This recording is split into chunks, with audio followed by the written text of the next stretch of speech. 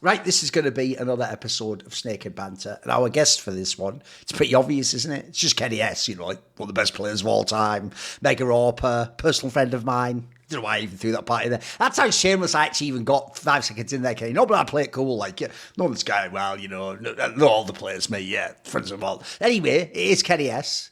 And he is obviously one of the best players of all time. But here's the thing I want to say before we start, Kenny, because I'll get into something in a second.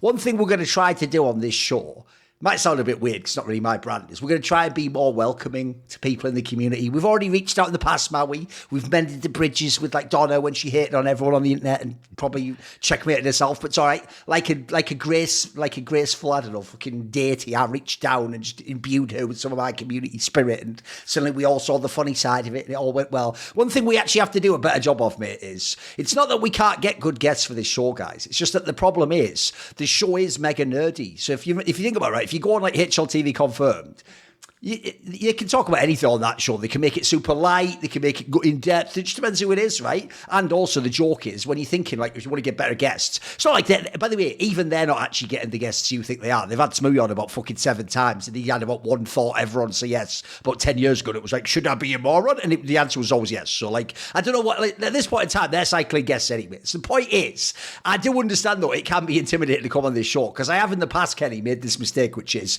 the show format in theory is the idea that like no one knows the points until like the show goes live. Because if everyone's like a super nerd, that's cool, right? That way we can surprise the guest. But I realised the surprising the guest part is actually a downside. If the point it can be something super nerdy, like if Maui's going to be like, yeah, I actually think that 3D Max's Inferno T-side control is one of the best. But like, I can't expect every guest to be watching that, guys. Like, you know what I mean? Some people just watching for fun or they're watching the odd event. So obviously on this one, we're going to try and set a new precedent, which is when we have a big name guest on who's a player, we just let them decide their level of how much they're watching, how much they have to say on the points. Obviously, you've got your points prepared anyway. And on this one, I've given him like a little sneak peek of what I was at. And we tried not to make it like the aforementioned T-side of Mirage.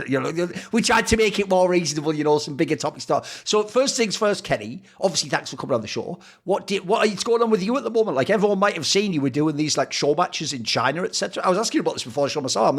Wasn't sure myself. I wasn't sure. Was it like you actually had like an offer? You went there. If people don't know, you now live in China and you're doing a bunch of like esports work there. So what's the situation, mate? What's up? Well, first of all, hello. Thank you for having me today. I appreciate it being one of the few persons in the world that takes the best out of you, Duncan. Okay. Well, that's a long story. Okay. So I decided to live in China. First of all, it's to grow as a person. It's in order to look for fulfillment. Okay. Because I realized that the last few years, I didn't have ambition, and a man without ambition is hardly growing, I would say. So no, I didn't have any like bags promised or that kind of things. All right. I took my faith into my own hand. I've been invited last year in March by my current business partner because he's been building for a few years now an amateur circuit in China for Counter-Strike. So like university tournaments all over China nationwide with national finals, and invited me to one of these events. So yes, I did play show matches, but now those events are pretty much like mine because as I mentioned, we are partners. So the main business is to develop the Chinese Counter-Strike when it comes to events, when it comes to improving the overall level. I mean, it's surprisingly good in China. Okay. I know that we didn't have a lot of Chinese team like being over the roof and performing really well on a long term. But our goal is to definitely with that amateur circuit is to scout the new players, obviously, and give them opportunity to play a tournament. This is a huge investment, because we play in arena. They play in arena. They have a cash prize, and obviously, my main thing here on the vision of the public is doing content creation. So I have my own contract and streaming platform, which is TikTok in China. So I'm making content. I keep doing content in Europe. I want my operation to keep running in Europe. I have a team in Europe. which I try to connect both of the content together. I sometimes make dedicated content for Europe, obviously. I have ideas for podcasts, obviously, as you do, and vlogging more in general, because nobody actually knows China outside of Sure. Yeah. the social media. That True. Yeah. So you don't know China. But yeah, I like to walk in the shadow as well. I like to be a little bit aware of, Okay. people don't know what I'm doing, and I'm enjoying the fact that people don't know what I'm doing. It's Right. actually really Right. relieving, and I learn a lot of things because now I'm, let's say, a little bit on top of the industry. When you're a player, you're like you're in the chain, like you're a product, right? Yeah. So now I'm more interested into when you want to build what we are aiming to build. Well, you need to talk to the biggest entities of the Right. game and the industry, and that's really interesting because like these negotiations, it's reaching out. So I think my biggest strength today is my eager to grow as a person and learn new things, and my network, obviously, because I have a pretty good network, and with my reputation as well. My reputation remains important in order to make good business partnerships and Okay. serious business partnerships as well. So I kind of like that, to diversify, because when I stick to one thing, I'm bored at it. I get bored pretty Right. easily. Yeah. And the good thing about doing many things in the same time is that, okay, I'm committed to everything I do at 100%. I want everything I do to work, but I'm not scared of failing anymore, Okay. because, okay, my stream, okay, yesterday I had, like, let's say 15,000 viewers. Today I have 5,000 viewers. It's okay, like, it's no big deal. Let's check what happened, what I can do better. But on the side, I have so much more things going on that it's also a really good way to grow as a person, because it's a way to deal with your emotions much better as well. Okay. So that's pretty vague, but let's say that I'm an ambassador for Counter-Strike in China. Yeah.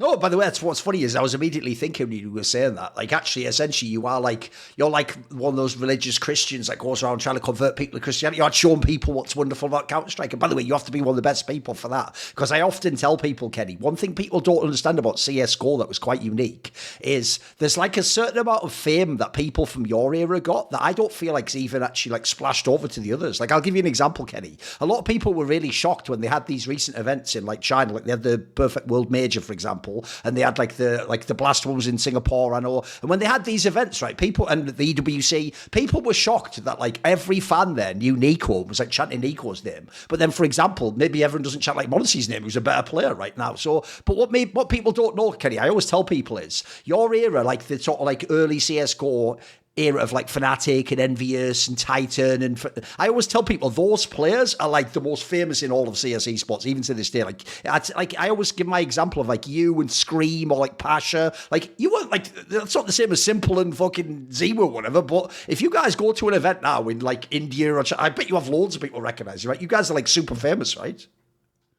Yeah, absolutely, and that's a good point, because they don't.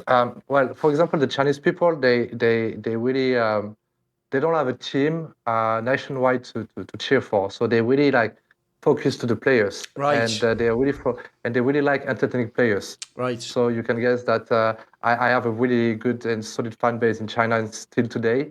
So is Nico, Monesi, Donk, but I'm still among the, let's say, the most liked players, I Yeah. would say. Uh, but yeah, they take the fun level to the next step, And from an outside perspective, when people don't know gaming, it's really good for the industry to have people put at the same level as like football players, Oh, NBA sure. players, Yeah. and so on. So I think Asia is definitely a really strong actor of the scene, which is why I believe that it's a really key Yes. area of the world to develop in order to make our game even bigger. Especially Yeah. that China, well, Valorant, like any other region in the world, start Sure. to be a bigger game, obviously. And China has a really good team. They won the VCT last year. So it's really important for us to okay, Valorant is a good game. You have a good team. but CS is the come to the master king. game, Exactly. you Yeah, know. exactly. So it's really important to invest properly, you know, because there is that analogy that I do about myself when I talk about me coming to China. But this is an analogy that will work with the business aspect of how China is known for having significant financial resources. Oh, But sure. somehow you don't really have a lot of good tournaments. You don't really have a lot of good infrastructures and opportunities for the players. So let's say that you have lands of opportunities. So you have two ways to deal with it. Either you burn the lands and you leave, or you do whatever you want, but you burn the lands, or you use the lands to expand more lands. And that's what I found with my partner. We are really like completing each other, you know, and he's using his resources to grow the scene, you know, like make sure that, look, there is something to do, let's do it properly, you know, like invest into it and grow it, you know, not like just like do your tournaments with like small resources and bigger profit, you know. That's not the goal. And I think that's the kind of things that have been done way too many times. And I think it's really important to grow instead of just like uh, take what you have to take and leave, you know. Yeah.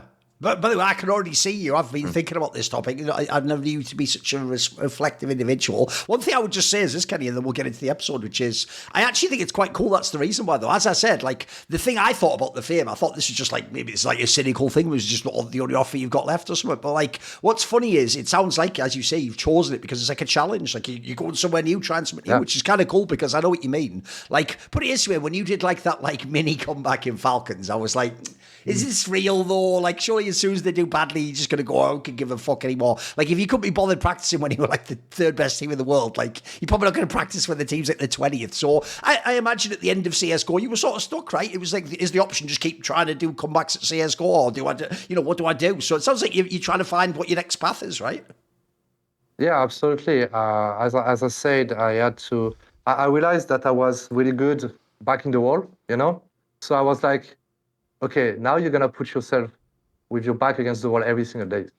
So I wanted to get dropped in the jungle. You know, China Right. is it's a lot of really smart, educated people, and it's really difficult to make your way into that Sure. market. You Yeah. know, so I was like, this is really difficult, and I was really conditioning myself for that.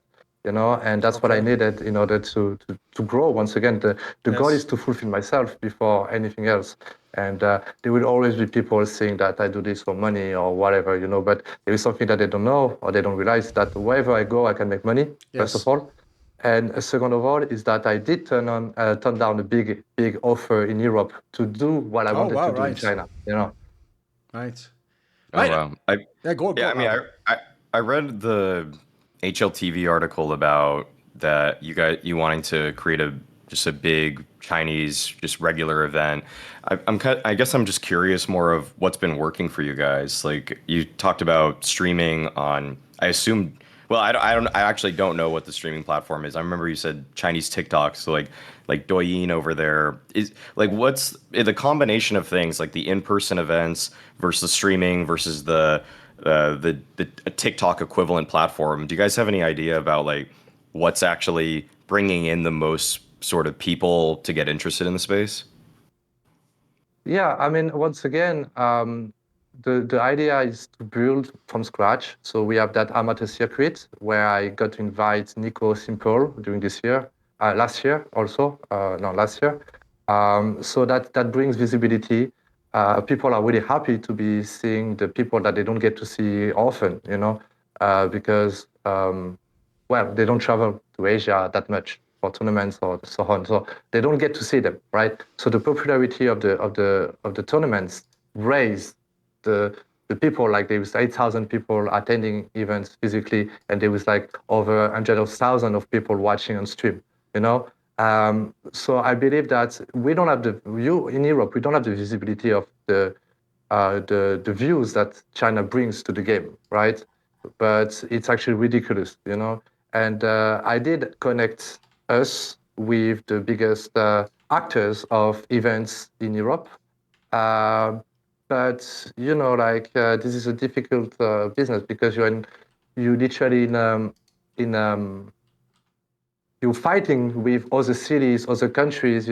Sometimes the subsidies are much higher in that country, much higher in the conditions are better here and stuff.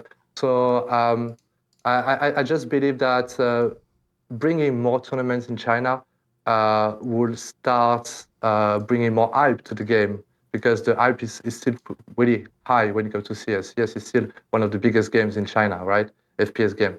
But having more tournaments will definitely drive the people to like it more, because at the end of the day, seeing a tournament online from the platforms and seeing a tournament in real life is really different, because CS remains the most entertaining game in all esports, And as soon as the people sees that, like the Shanghai Major, for example, was full every single days, Right. Even during the weekdays, and people are working. Even during the weekdays, every seats were sold. So that's a good way to include China into the ecosystem in a consistent way, by building a tournament. And we mentioned Katowice in the East because we also want to make a tournament that is prestigious at some point. Right. We know it's a long process. We know that the first year of Katowice was not as successful as the second one, as the third one, and the fourth one, and so on.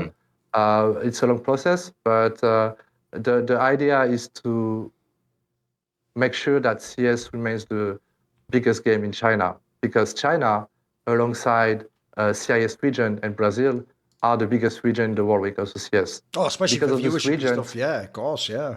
because of those regions, CS is growing, growing, growing. Right. And I want to make sure that it's not consistent. It just keeps going up, So Right. that's the way we want to do it. So by events, by inviting players, obviously for the amateur circuit, including the amateur circuit in something a little bit more significant, because with the newest Valve regulations, it got really hard for a new tournament organizer to show up and be we don't want to be concurrent of anyone, we're aware that the three main actors are really ahead, and they're really great, but you just want to have a spot into all of this. The schedule is really packed also, I think the schedule may be a little bit too packed in some ways, but I kind of understand why it is so packed, because at the end of the day, CS remains an industry, a big industry, growing industry that is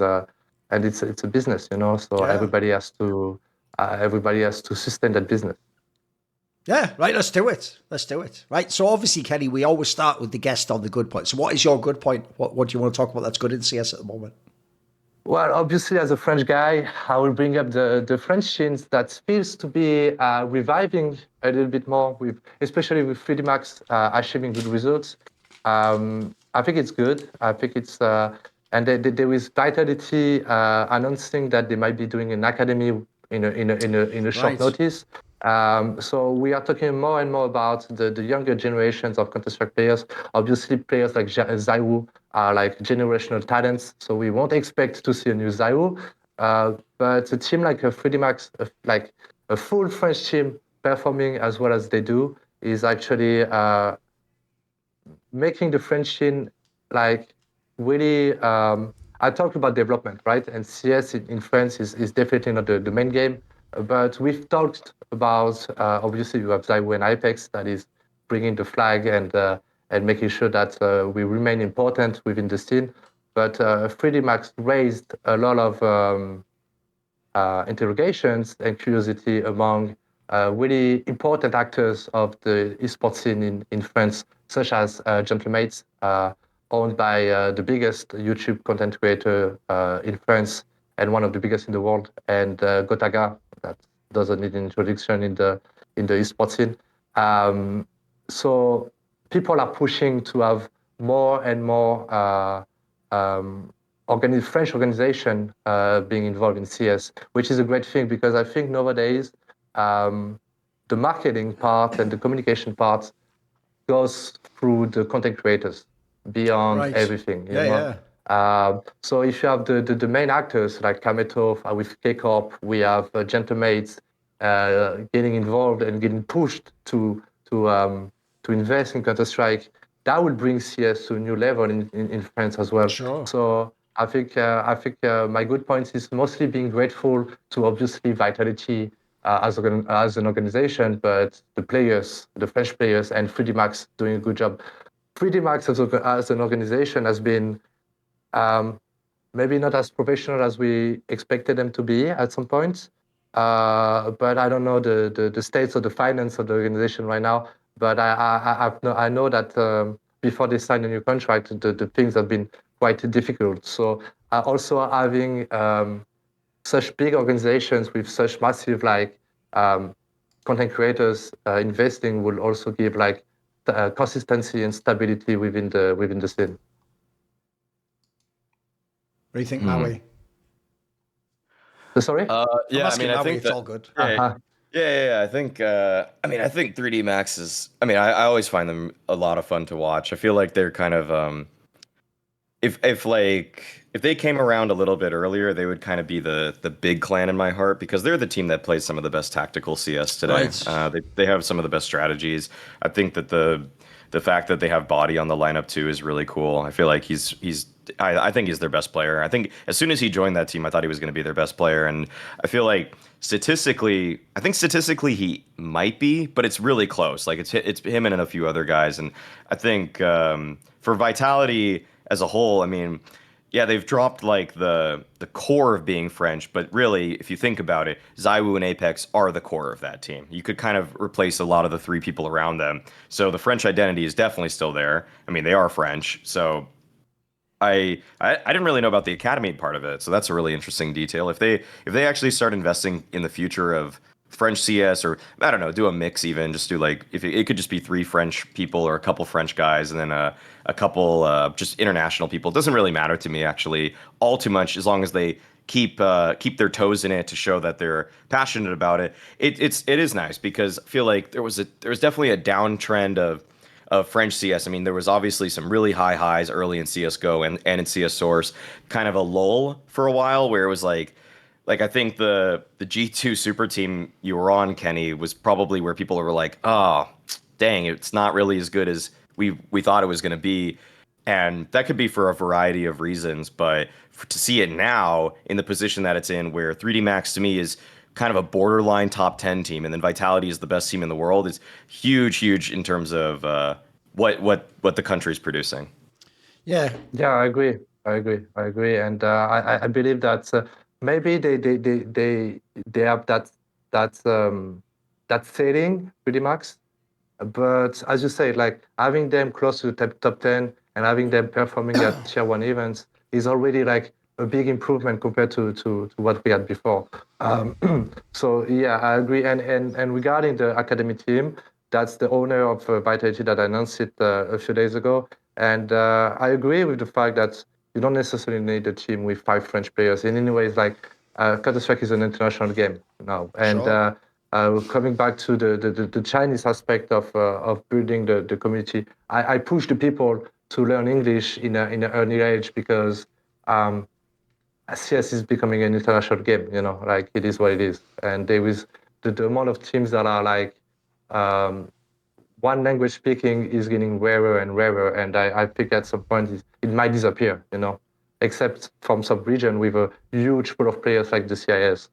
Yeah. By the way, I actually think this is a good topic because I think it's one of the underrated parts that we're actually seeing now in esports. I agree with you, Kenny. If people don't know, it's mainly from games like League of Legends, but essentially in esports, the new dimension everyone's trying to tap into is this influencer culture, because obviously the influencers have gotten huge, and especially when they're like, as you say, people who are like not from one specific game, they're just like all the youth watches them in a certain country. If people don't know, like in League of Legends especially, it actually turns out this team now, Karmine Corp, actually won the European League of Legends tournament stuff, so they actually got good now, but they've only been around for 1 year, Maui. And even last year, when their team was literally the last place team in the LEC, which is like their equivalent of like tier 1 or whatever, even when they were last place, they had like the most fans. It's not even a joke, mate. Like, because the Kometo guy is enormous as a streamer, and he's not just like a streamer that like turns his stream on like Tarek and goes like, "Hey guys," or whatever. His whole thing is like he's actually like built like a specialist fan base that follows him and is super into everything he does. And so when they follow this team, even though look, there can be negative aspects to this, like actually football ultras,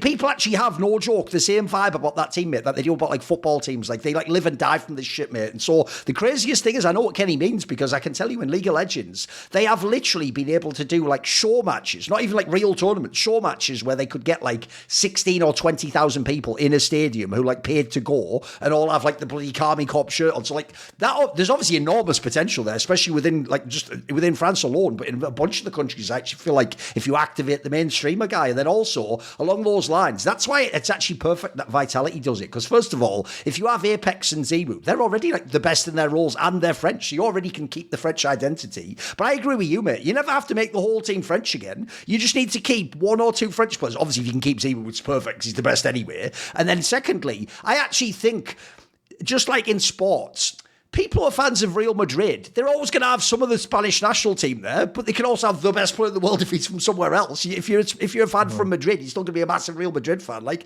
that doesn't affect it. Like, people are being silly. Here's what I'm getting to. I think people before thought you have to either actually have a totally national team, or you have to do the opposite and be like, hey, we're all just international only now, and it doesn't matter what country we're from. It's like, no, you can do both. You can have the international fan base, and you can have international players, but you can also maintain your, like, cultural fan base within your country and get this like activation. So I think it's a great idea. I agree with you. And then also, if you look at these teams, there's two obvious angles I'm thinking of here. First of all, by the way, doing an academy squad, there's almost no downside to that if you do it decently anyway, because at a minimum, they don't have to go to Vitality itself. They can be sold to other people. Like, the obvious dream to me, Kenny, wouldn't even be like, people are thinking like, oh, we could one day have 5 French players in Vitality again. That's probably like a pipe dream at this point, because people just want like, you know, the ability to move and not have to feel trapped by there's no other French player to put in the 5th spot. So I would say it's more likely though, this is actually where Vitality could help the 3D Maxes of the world, or the what they call it, the Get Ones of the world, which is if they essentially pay and bring along coaches, etc. But I would say the coaching part's probably the biggest part. If they get some fucking like Hearts or some legendary figure to come and help with the academy squad, there's so much you could teach those players. And then what I'm thinking of isn't the idea that like they'll go and play with Zemu tomorrow. It's more like the idea that if they get good enough, you can then justify the project by selling them to like 3D Max or the Get One, like I say, or these other teams that are like around that level. And the difference is, if those players play there, one, the French scene will be better. Two, then one day they could play for Vitality. You don't have to do the jump from academy straight into Vitality in the same way as, if I used the same analogy before, you don't have to actually come from like Real Madrid academy, then just be in Real Madrid. Like, maybe you're not that good, but you can still be a pro player. They obviously have the resources. So, no, I'm with you. I think that's a banger, mate. And then also, I'll throw this out there. There is still the premise that like, it doesn't have to be all French and everyone speaks French, but if you ever do get a really shit hot player in your Vitality, you obviously should sign another French player if you can. It would just be good for the fans. Everyone would love it. If you have 2 or 3, that's all good. And then lastly, the reason why I'll even open that door again, the idea that you could ever have like more French players, is because here's the difference. I also think part of why they went international was they really had no one they could recruit at that point in time. And it was the era when everyone was like, it's just Zemu carrying. Bro, Apex wasn't as good at IGL back then. Remember, they used to have Alex was the IGL at one point in time. Apex is actually, unironically, he might be like the best IGL in the world. He's actually really good now. And Zemu's insane. So, like, you wouldn't even need these players to be insane before some of them could play on Vitality. Like, at this point, you've got the other roles kind of set. So, no, I'm with you. And by the way, there's also loads of veterans, like Maui said about Body. Body's out there. Fucking Joko just left 3D Max. By the way, Kenny's mate Jack's still out there, still active to ready to play if someone wants him on a team. So, no, I'm with you, mate. It's kind of like a revival of French CS. It's kind of cool. I like it, mate. Right, what about, and also, it's a rare example of me ever saying something positive about Kami Corp, you know, from League of Legends, so there you go. It's on a CS show, so you didn't get to see it, guys, but it's all good. What are you saying, Maui? Go on. I mean, I just could just move to my good point. Yeah, go for it. Yeah, I just think that it's I have one last question. And it goes like this. I want to ask both of you what you think of this, actually. One thing I would say about 3D Max is, this is actually also a rare example. You know, Launders, I don't know if you've heard this, kennyS, but you know Launders does this joke where instead of just saying, like, he wants national teams, to be edgy, because he's like the only one who can get away with this, mate, he goes, I am racist, and I want them all to... But he just means that. He means, like, French teams should be French and Danish should be Danish, right? I mean, for some mad reason, he actually does describe it as he's racist. racist, right? So anyway, we'll ignore that part. But my point I would get to is this. People think when you do that, like if you're big from Germany, people think you only do it for like the language or, comfort reasons. But I actually do think 3D Max also shows why people have gone too far the other way. People are acting like this is Dota or League and every team should just be whatever nationality. I think the logic should be like this.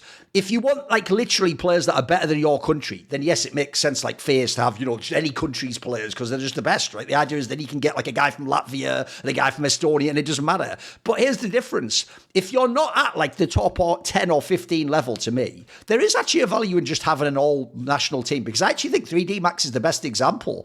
Bro, I doubt they actually have the best tactics in all of Counter-Strike, but they look like in a way that you don't get if you just have like 5 random nationalities. Look at they are super on the same page. Like, mate, that team reminds me of what I used to like about when it was all from one country. Like as Maui's saying, like whatever tactical system they have, they're super in depth with it, mate. Like they know exactly what they're doing with it. Everyone's on the same page. Like I don't think you get that if you have like an OG roster that's just 5, one guy from Czech Republic and one guy from fucking who knows where. I don't think you get that. So what do you think about that part, Maui? I would say this is actually another example. Like you say, the Big Clan example is the famous one, but I would say this is actually a rare example of where I actually think there's a benefit that they remain all 5 French at the moment in that team. Like they seem like if they've maxed it out, they're pretty good.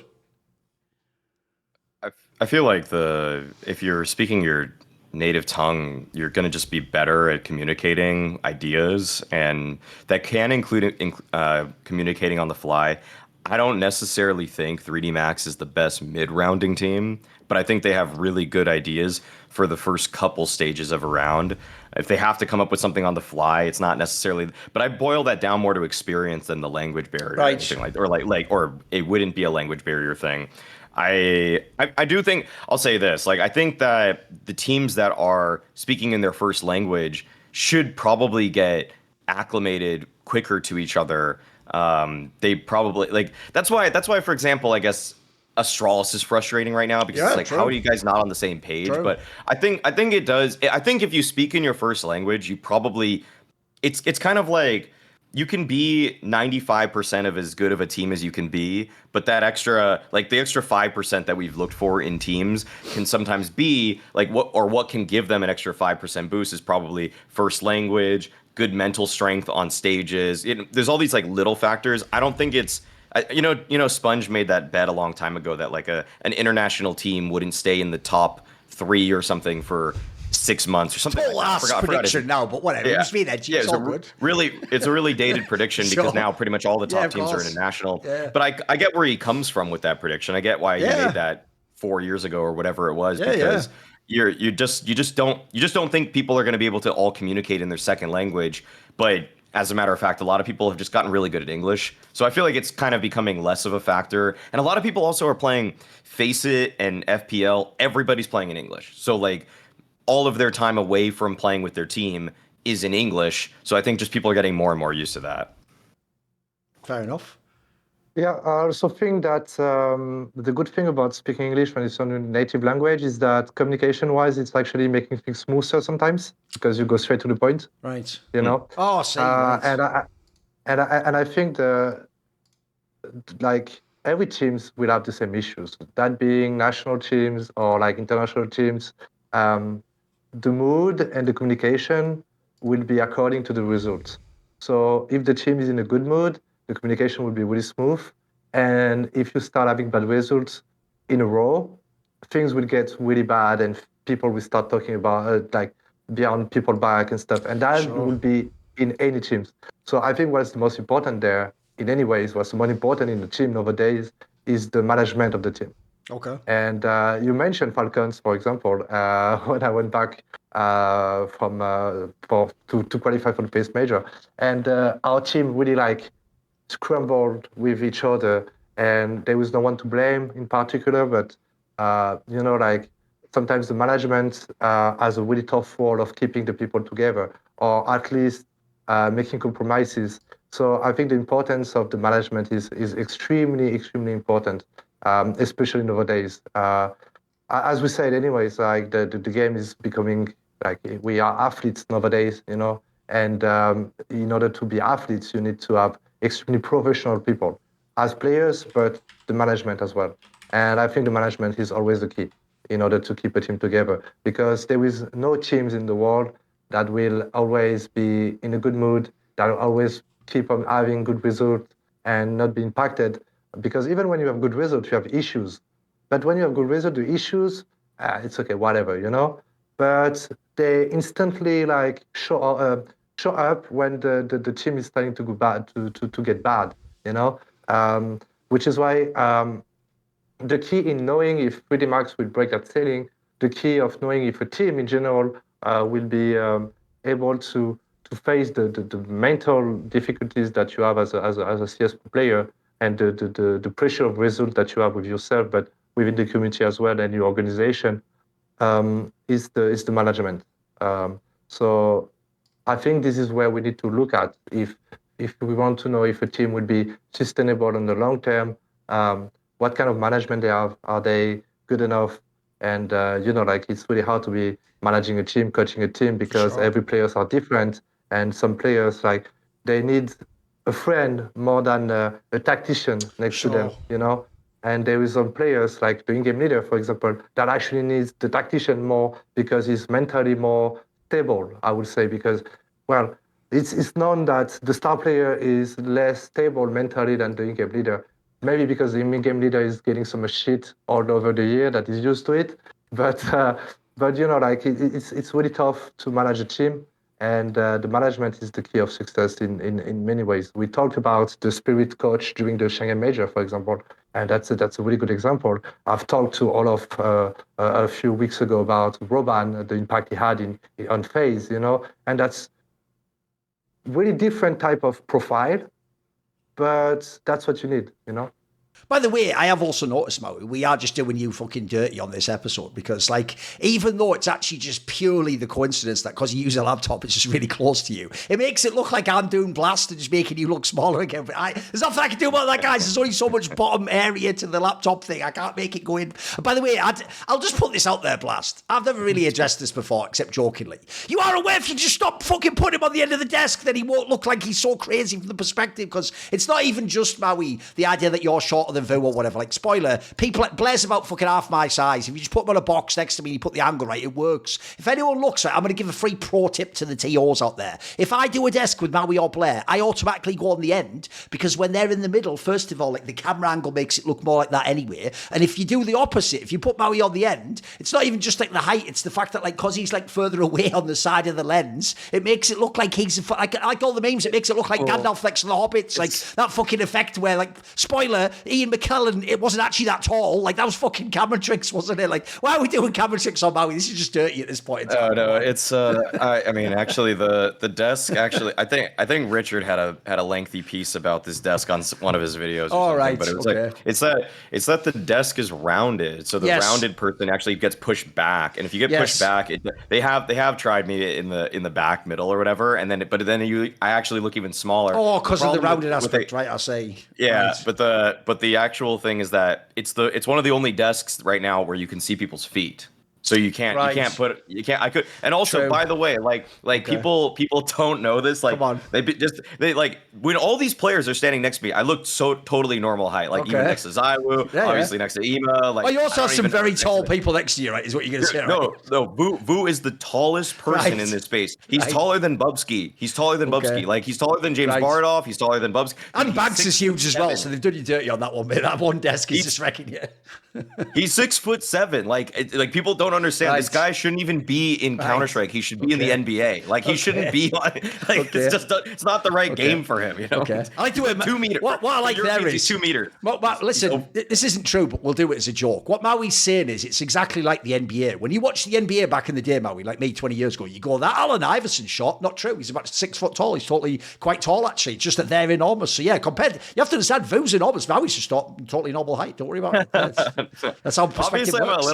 Obviously, I am a little bit beneath average, but it's just ridiculous when it's if I stood next to Scrawny, it would just look like a normal shot. Honestly, I will say that it does work, because to be fair, I have no idea how tall Vu is. So unfortunately, we are doing that thing where we just go, he's normal height, you're just fucking tiny. Exactly. Okay, that's fine. That's good. No, every time I'm almost thankful every time we have a player interview on the desk, because then I'm like, okay, look at Zywoo's the same height as me. We're normal height. By the way, I will also say as well, even though I enjoy Vu's shit anyway, I brought him on this show many times before. I've said said he's actually one of the people who sort of opened me up to the idea that the people who are the YouTube content creators can also be cool people in esports. Like, if you notice, I went through him and then Austin, then Flom and all that, etc. But I will just say it is hilarious that he's already done a couple of events. He's already done the classic, like, that's aged well take of like, that first will 13-0, then they get actually. I know. That's it. You have to understand, Vu, that's just welcome to the desk, mate. That just happens to you eventually. Like, we've all done it. Like, you have to understand, I'm on record going like, this veto of Vertigo by Astralis is just desperation. They're definitely going to lose 0-2 to Team Liquid now. And then obviously, like, that's now hailed as like the greatest veto of all time, and they won the game off it, and probably a fucking major, and also, spoiler, probably killed Team Liquid in doing so. So shout out to them for getting all the fucking bonuses at once. Right, let's get into it. So what is going to be your good point, man? My good. Yeah, mine is just that I can't praise him enough, so I'm just gonna bring it again because I feel like Blade once again showing how good he is as a coach. Okay. I feel like you guys could take this in whatever directions you want, but the reason I really just had to make this a point for today is because as of the time of recording this, they beat the Mongols back after getting blown out by them at Yeah, Katowice. exactly. Yeah. Yeah, it was a really close game, of course, but it's just the fashion in which they did it. I mean, I would say the game planning is what was so fun about it. Like, they floated train, they went for a Dust 2 pick instead of their normal Mirage pick, and I think like the greater macro picture, and like I'll get into the details, and you guys can just say whatever you want about Blade and like him as a coach. It's just that like in this game. They went for Dust 2 instead of their normal Mirage, and when they did this, they had like these. They actually had plays that faked out Mongols, and I feel like that's so hard to do nowadays on Dust 2 because they just kind of mess with pushing through mid doors a little bit more than the average team would. Like, they would even smoke the mid doors, but at the time that the smoke is blooming for themselves, they're just pushing their own smoke, and it just caught the Mongols players off guard. They didn't really think that these things were going to happen, and it renewed, like, legitimately watching that Dust 2 renewed my sense in Counter-Strike that it's like, okay, like, it's not all firepower. Like these teams are doing things to try to like trick each other. It's nice to see that. It's very refreshing, and that's why I'm giving the majority of the credit to Blade, because in the pregame interview also JL said more good things about Blade going into the match than Alexi, about like the planning and just like how smart he is in terms of like helping them out and everything. So yeah, my good point. You could take it as NAVI as a whole bouncing back against the Mongols, but I know that really the key reason that they were able to do this was what Blade brought in terms of preparation after they got destroyed at Katowice, or at ESL Pro League, not Katowice, by the same team. Okay. What do you think, kennyS? Well, thoughts on Blade or NAVI? It's up to you. Well, I coming back to what I said earlier, I think NAVI definitely has a great management, but mostly the coach. I mean, Blade is, as you said, there is not enough praise as much as there is a lot of praise already. This guy is known to be extremely good at making players better, first of all. And obviously, I don't know how he is as a personality with the players, but he's definitely the best tactician out there right now as a coach. You know, as you mentioned, like the adaptation he had. I didn't see the game, but I take you I take your words as granted. Like the adaptation that he had, and like even like as you say, that it's not something that is often done. Going through the smoke on middle and the good timing. That's almost like adapting the meta and changing the meta a little bit to trick the opponents. And that is also like the beauty, and like this is I'm conflicted with that because I think it's both the beauty of CS, but also a downside of it nowadays is that CS is a little bit too perfect. So you take away a little bit of the individualities and the entertainment, individual entertainment, I would say. But strategy-wise, it's brilliant. It is this coach is definitely brilliant, and I believe that he's been the best in the world for the last few years. And the reason is that he like pretty much a lot of people when that NAVI lineup get built up, like I didn't put a dime on it. You know, I didn't put a dime on it. Obviously, credit to the players for the great job, obviously, but I do think that the management and Blade has a lot of input into that, and Blade might be the most visible coach. Like the work he's providing is probably the most visible out of the scene right now, and yeah, he's a tactical genius for sure. No, by the way, I think I think you nailed it on that point there. People always forget about Navi because now we've set the expectation from last year they should be like number 1 or number 2 every time. People forget when this lineup was made and then Simple was announced he was like semi-retiring or going inactive, and they brought Wonderful in. Nobody thought this team would ever win one tournament. Never mind the idea they'd be like actually consistently contending for best in the world. And in fact, that's even one of the reasons why people thought it. Because if you looked at the lineup, you thought, right, well, when you had the international roster, you're like, right, Simple's gonna have to carry this team. That's what everyone said. Like the joke is they literally replaced him with Wonderful, who isn't even considered close to the best player or the best AWP at the moment, but it just works. That's why it has to be Blade and Alexi B that are doing work. By the way, I have a quick question before I get into this, Kenny. I actually wanted to ask, because in your case, in your era, there wasn't really like in-depth coaching in the same way, especially in the early days of CSGO, but like I'm sure you were able to relate in this sense, which is, even though I know in the French scene, one of the reasons why people like Happy and Shocks had the career choices they did is they didn't want to play like super structured tactical CS. It was back in the day when you could kind of play a bit like off-star players and or feel, and you just get good matchups in the round, etc., and get people good game duels and stuff. But as someone who played for so many years with Existence, I'm sure you can appreciate like that Blade bringing this like preparation element. Like when you have someone who's a real actual by the way, I'm not joking. I don't use this word lightly, but I do think people like Existence and Blade are actually geniuses at Counter-Strike. Like they're almost like a professor of Counter-Strike, Kenny. They just know so much, and crucially, they're actually able to like translate it. Like if they come and they watch some demos and come and talk to you, it's like real information you can use, right? They'll find some little angle like Maui's talking about, or some counter thing that you can bring to the game that if you're just playing like if it was like a face it game, you're not going to have that, right? No, yeah, but that's really frustrating actually. That so Existence is literally the one that builds the way I think about the game and the way I see the game, right? We've been like, of course, I developed that with the years and the fundamentals, and that's something that frustrates me a lot when I play outside of Tier 1, is that even when I played in Tier 2 for a while, it's like the way we play in Tier 1 is unique. There's a different Counter-Strike, literally. So when you take us out of this, we are a bit lost in some ways, and we are easily frustrated about how the people don't respect the game, So I definitely think that fundamentals and logic that I have in the game has been brought by people like Existence, Blade, obviously, but it's not something that, and that's why it's so difficult for players, and that's always been the case because TS has always been a game about details and vision and game sense and understanding what's going on, even back in the days, even like probably the 1.6 forks are the same, and this is why that is hard for people to understand, is that people, when they start the game, they want to kill people. That's the idea of the game, and that's the most enjoyable part of the game, right? But I get frustrated then when the bomb is planted, the way people play, when you are fighting and the guy is next to you and he's not picking to help you, and he's waiting, like that kind of logical things that people don't have. It makes me feel like I'm an alien sometimes. For me, it just seems weird, like logical, So I literally forgot your question, Duncan. No, it's all good. I was just comparing like having someone genius like Existence, like when he's saying about like Blade helping adapt in Navi when they play a specific opponent. When you have someone like that, it's a different type of prep, right? Yeah, of course, but the difference is that even though like XZ was really system oriented, he still relies sometimes that he had players that were like above average in his teams, right?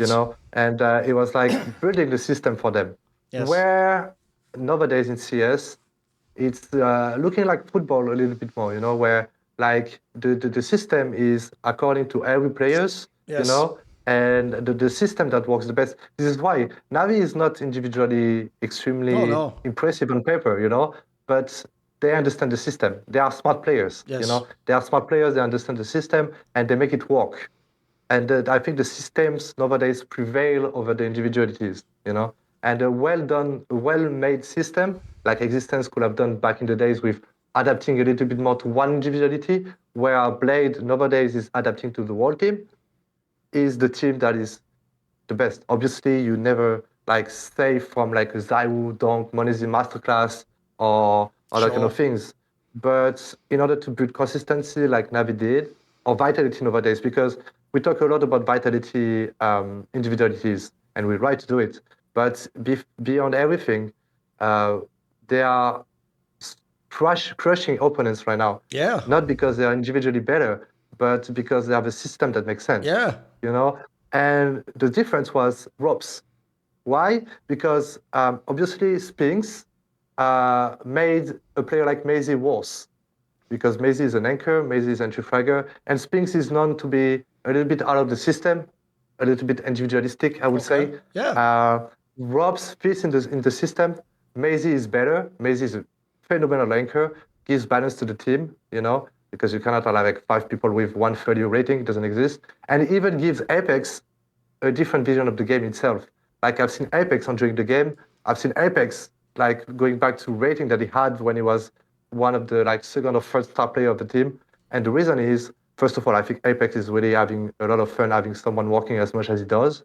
Because to be honest, finding someone that is as professional and dedicated as Apex in CS is really difficult to find. Sure. Yeah. And I think someone like Robs getting into the team and Apex like witnessing the professionalism and the dedication of Robs makes him feel better and less frustrated in general, because it's easy for a player like Apex to be frustrated when he sees that people don't work as much as he does, you know. And for players like Zayu or me back in the days, it's just like, it's okay, you know. But when it's the whole team that is not having the same amount of work provided, it can be frustrating for a captain, which is really understandable, you know. So yeah, I think Robs is a really big game changer for Vitality. Beyond the individuality he's bringing, he's a smart player and he's able to fit into a system, you know. And I'm not saying Spinks is not. I'm just saying that maybe the Vitality system is not fitting with Spinks, you know. So I think it's a lot about system nowadays. Vitality is building an era right now. I believe that they will have an era, but they won't have an era solely on individuals, individuals, you know.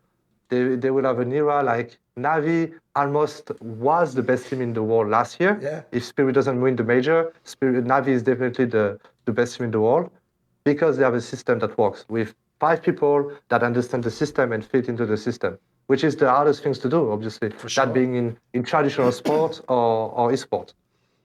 By the way, that was just an excuse. The joke there, Maui, is that just shows how people have like a one-track mind. Like if you ever go on Twitter and you see like a post by one of those accounts where it's like a Messi fan or a Ronaldo fan, every comment will just be like the other person fan, like, yeah, but Ronaldo wouldn't have done that. You're like, I never mentioned Ronaldo. What? But like it's just obsessed. So the joke there is, you made it about Blade, but I was just like, let's talk about existence because there's no excuse to talk about one fucking modern show. So I did that anyway. I made that whole segment about existence. And then secondly, the bigger point I would actually take to bring it back to the Blade thing, because don't worry, we've got some Vitality shit coming next, but we'll have a different angle on that. The biggest thing about the Blade thing is, if you think about, I've had this question a million times actually, Maui, on talk shows. Like it's one of the things Tech Girl always asks on Feed the Trolls, because it's a great question, which is, how do you evaluate an in-game leader or a coach, for example? Like you're always, because the problem is you're always inferring what they do. You don't, even if you listen to an interview, you don't really know how much, like how accurate what they're saying is about what they're doing, or how much input they had, or who made a call, or if something was just a random player, it was a planned player. So I always think the areas where you can notice is things like, they're more vague, but it's things like, how do the players perform? Like what Kenny was saying, like what fundamentals do they show in the game? And 2 things I want to say about Blade is, 1, not only do I think he seems like he has the craziest like scouting eye in the game, it's the reason why he has those documents he prints out for everyone. He seems like he has just a really good mind. Everyone can go, like every coach, and watch the last few demos, but the question is, can you watch the last few demos and not just take like the last game he played this spot, but more like he plays in this way, in this kind of a scenario? That kind of coaching is worth its weight in gold. Like that's the sort of shit you do remember in around one time. Like, oh fuck, actually you mentioned actually they play a bit more aggressively when they post plant and something. That shit can win you literally rounds in the games. Like they can earn their money that way. And then also, I would say a thing I think's mad underrated about Blade's team and NAVI right now, like as Kenny's saying, they don't have like the HLTV top 20 players on their roster. If you look at their squad right now, I'll give you the obvious example, Maui, which is when you think of these players that have been mega criticised. So last year it was Immer, this year I'd say it's wonderful. Mate, it doesn't seem like it gets to those players in the same way though. And I'll tell you an obvious reason why. I've always thought if you have like a genius like mind in your team, it gives you an extra reason to believe you can win. If you're a normal AWPer, right, on another team and you're just playing like, I'm just a star AWPer, then in that scenario, if you're wonderful and everyone's criticising you, you actually feel like you have to go in the game and beat all the other AWPers and all the other star players. If you have someone like Blade and he's going, oh, don't worry about that, I just want you to do X and Y, and when you're in this scenario, just back this guy, that gives you a way to feel like you can contribute to the game, whether you're having a good game or not, whether you're in bad form or not. Like, I think that's mad underrated, because when I watched this game recently, Maui, some of these matches, every now and then, even though everyone flames it, every now and then Wonderful will be the saviour and actually have like I saw it, I think it was map 1 in this last series, he'll just have like a game where he frags out actually, like top frags. And if, by the way, him beating that 9-10 guy is a big deal if you play the Mongols. So I think that's actually an underrated aspect. I feel like Blade's like mind's also like a pressure release valve for the star players. Like, they don't really think they have to be as good as Zimu to win the game. They know if you just follow what the coach says, you have an edge on every opponent you play. And then lastly, I'm glad Kenny brought this up, because I always say whenever I do like a live view or a watch party, the only thing that's ever made me tempted to want to be a coach in CS is nothing to do with what everyone else would think. It's not some like nerd shit of like you come in with like this strategy guys no one's ever seen. I actually think that type of coaching is obviously the main thing coaches are famous for. But I actually think the most underrated things, if you ever listen to people talk, every coach wants it to be like, right, remember guys, their opener on like the third round is like this, or watch out, they might like buy pistol. That's like super specific. What I want is like people who are really great at coaching like a style and a philosophy on how to play the game, like you're talking about the fundamentals. Because you're right, one of the things that is still really whack in pro play is, bro, the amount of times, like you say, someone plants the bomb and then suddenly like a pro player just starts playing like he's like in fucking matchmaking or something, mate. You know what I mean? Like taking every duel, or like taking some really weird peak where it's like, you know what the people like the existence of the world would say back in the day? They'd be like, play the time, like use the bomb for your advantage, you know, use terrain, make him come to you, like he has to tap the bomb or something. These fundamental aspects, like the problem is, as a coach, you have to drill them. Obviously, you have to keep going over those in review, but they're also worth their weight in gold, in my opinion. If you ever see the teams where they play like disciplined post plant, or on CT side they all play off each other and like actually properly, it makes it like twice as hard to play the game against them, because they're just doing like the correct play. So no, I agree with you. I think the system's obviously fantastic, and I can see where you draw the parallel. If people don't know, the parallels to like Guardiola and football and stuff are obvious, like the way they've built up the system, so you don't have to have the best players, you just win because the system's the best. No, I'm with you. I think it's a brilliant one. Right. It actually leads perfectly, though, Kenny, into my good point, because my good point was going to be about vitality anyway, but I think there's two angles we can go with on this. One, I actually did just write as my good point when I sent you it, like just vitality's level. So there's two parts to this. You can pick out what angle you want to go with. One, I agree with what you said at the end there. This is why I actually picked it. As I said to Maui on Hot Take Point Made, I actually don't just think like vitality's the best team now. And by the way, I said this before the recent tournament run where now everyone's saw Spirit fall off. They're not just the best team now. Bro, they look like they should be like one of the best teams to ever play CS. Like, I'm with you, Kenny. They should have an era now. Like, if I look at any tournament on the calendar, my brain just automatically goes like, if they play like this, they'll just win it. I mean, if people haven't seen the firepower's, even if people don't know, even like Apex and Mezzi have like way better ratings than you think for this year. It's like the firepower is impossible, which by the way, I will always put down to, that means that you said like the system and the calling's working, because it's not like Apex got 1.5 times better than last year. He's played for 10 plus years, 15 years. Like that implies to me the team is working better. That's it. All the players got contributing together. It's, by the way, the T side's still unbelievably good. And then I'll also throw in there as well, not only is the idea that like they're the best team now, but I actually also think a really cool detail, this is also why I want to bring this up, Kenny, because I know you can relate in this sense, is I actually do find it a bummer that anytime you get like the super duper all-time, the Donk, the Monacy, the Zimu player, we almost expect in CS now that they actually should have to mega carry every game, which by the way, to give you a football analogy, would be like, you know, back in the day, I'll give you the best football analogy ever. Back in the day, if you had Messi or you had Ronaldo and they had those like god tier seasons in the 2010s where they would have like, you know, 60 goals or something, obviously they're going to win if they do that. Like the team's going to be so OP if one player scores 60. In CS, we were all doing the equivalent of like way back in the day when you have like an amazing player, but he's on a bad team and he has to score like 30 just to give you a chance to come like 10th in the league. Like that sucks, mate. Like no one enjoys that. Like the star player doesn't enjoy that. It's not great CS, by the way. Like I hate when I watch these matches now. Like I watched a game at this tournament, Kenny, where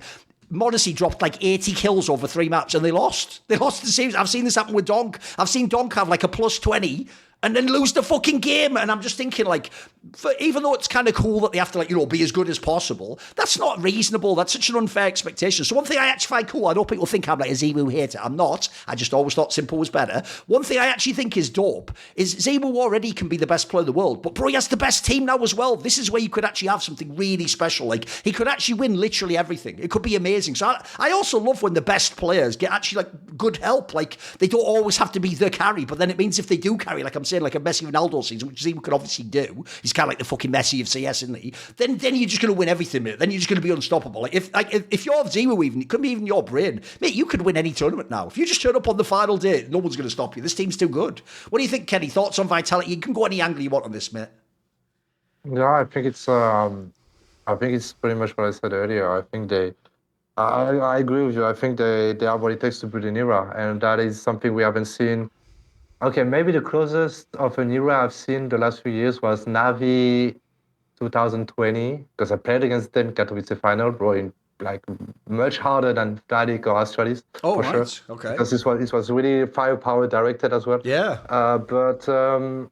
But yeah, no, I think they have what it takes, honestly, to get in era. The only thing is, like sometimes the lack of challenges, winning things too easily, because that's the thing right now, is that they're crushing everyone. Yeah, true. And like I don't see them as like stopping and getting bored of it. But that's still a risk, like for example, a team winning the major, bro, the next tournaments they really care, Yeah, you get the hangover for sure.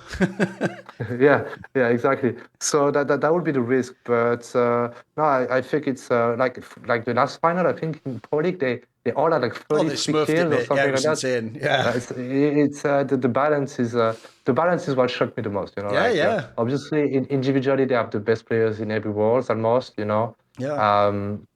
And I mean it's great. Like you mentioned, Manezi Donk. It's great to do. Plus 20 and it's better to do plus 20 and lose than do plus 20 than to do minus 20 and lose, that's better, right? It's a better feeling. But at the end of the day you might just end up top 6 Asian TV, which is not like well, it's a very specific example there, Kenny, but okay. No, but what I mean what I mean is that like you don't achieve what you want to achieve as an individual, like so I think that it's a good thing to have Vitality at such a high level, but now it's interesting to see how the runner-up will react to it. Like Spirit, obviously Spirit is still like they have phenomenal players. I think Chopper is surprising, has been Magix has been phenomenal at the major. I don't know much about now. But Shiro, Donk, on paper, they definitely have what it takes to compete with them. But they won't. Like at this stage right now, they won't.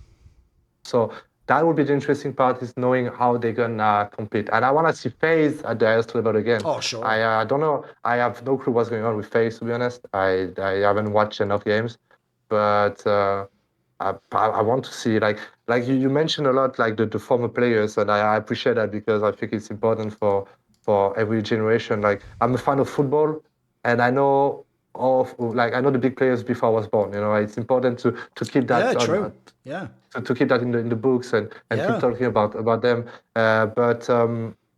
Yeah, I mean, I want cadiaN and Rain to keep on playing and keep shining. I think both are extremely good, and the reason why FaZe is so good on stage is mostly because of those two guys, Sure. So I want to know what's going on, and I think the interesting part is not knowing why Vitality is so good, because we've mentioned so many key points right now. Is knowing why they are so much better than anyone else, right now, and how do we close the gap, like. How do we close the gap with Astralis back in the days? Yeah. It took a while, actually. Yes. So, yeah, that would be my question to you guys. How do FaZe, Spirit, NAVI will close the gap with Vitality now?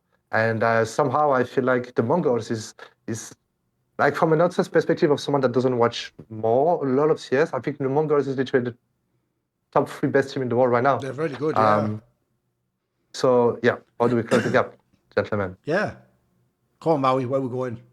I mean, in terms of just vitality and everything, I mean, there's just, I feel like you could pick everything. I know Kenny said it was about this, it's about the system. I feel like these guys are great system players. I think that's what helps. It's like you make a great system, which Apex has done, but then you put also the best people in systems in that system. It's kind of like it's so synergistic between everything that's happening there that, and another thing, I feel like that we always kind of like talked about, I guess, ZywOo before, like 2019 to 2021. I think the word that Apex even used was he's the best soldier, and that he would just listen to everything that needs to be done, and he would just do it.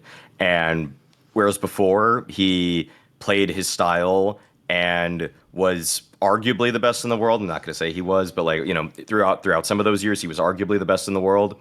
And then like we wanted sometimes him to just take over the games. I kind of think that him and Rops together are a great match because they both just unashamedly played their style, which they thought was the best for Team CS, and then they happened onto the same team, and then they both are still they've adapted since then. They're not the same players they were 5 years ago, but they have learned how to fit a team better, how they need to do things which maybe go outside of who they were as players 5 years ago, and it now just is just so harmonious. I think that's some of the best narratives there probably need to be told in terms of the way that they adjusted their playstyle over the years to end up being such a perfect coupling.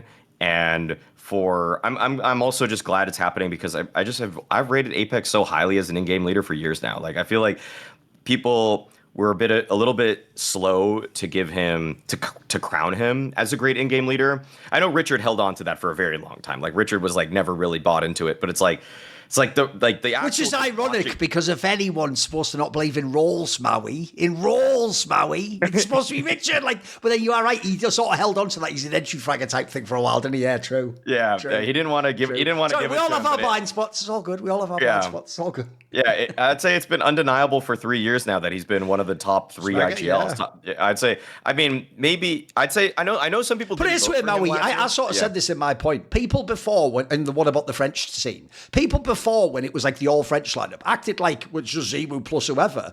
Bro, Apex just forget the French thing. He's just one of the best IGLs in the world himself. Like he's earned that status now. Yeah, there is something that needs to be. Go on. Like Apex is the best player to play with, literally as a star player. Like, by the way, you referenced this earlier as well, Kenny. Like also, if people don't know, he was the guy even in the era when your teams were like barely practicing or being really lazy. He was always putting his hours in, right? He's a really diligent player, right? Yeah, absolutely, and he knows exactly how to use a star player. I believe ZywOo will probably remain the best player in the world without Apex, but I believe that Apex makes it better. Right. I believe it's easier for ZywOo to play with Apex than anyone else, which is why I think, as you say, like ZywOo plus one. That's never been ZywOo plus one. That's always been Apex pushing ZywOo in the shadow, but pushing him, like releasing the pressure out of him, working even for him at some point. I believe because he did it for me, you know. And one of my biggest regrets in my career is parting ways with Apex. I did a lot of poor decisions, like a lot of people, you know, like especially when you are in the tunnel vision, when you're a player, your tunnel vision, it's really hard to step back. And I believe that has been one of the biggest miscalculation of mine back in the days to part ways with Apex. After G2 Super Team, I decided to not follow him while I had the option to follow him. Right. And that was like the dumbest things I could have done, for sure. Sorry, Maui, keep going. Well, I feel like just the trajectory of Apex as a player or as a leader has really just kind of he's just blossomed into it and really just taken up the role in a way where like I think one thing that's I'll even use a contrast here. Like Brolin right now won his first real tournament. Like I'm not going to count when Katowice they had a stand-in. His first real tournament, he won it as an in-game leader, and I just kind of like, do I really think he's a good in-game leader, or did the players pop off? Because I can't off of one tournament. It's very hard to tell. Now it's been a couple tournaments, like a third now, where they actually look pretty good. So I'm he has to get some credit, right? Yeah, he has to get some. He does. He does have to get some credit, but I think so. Apex took up IGLing for Vitality in March of 2020. They didn't win anything till the end of that year. They didn't win anything till like 8 months later, and I feel like that's reasonable. Yeah, and I feel like it was much easier for me to grasp the trajectory of Apex versus somebody like Brolin, where I'm like, were you really an IGL prodigy this whole time? Whereas I don't know. That's the thing is, like, for me, Apex earned his stripes as a leader, and I feel like anyone that's trying to take that away from him now is blinded by some kind of bias. Richard has given it up to him at this point. Like, you can't deny it at this point.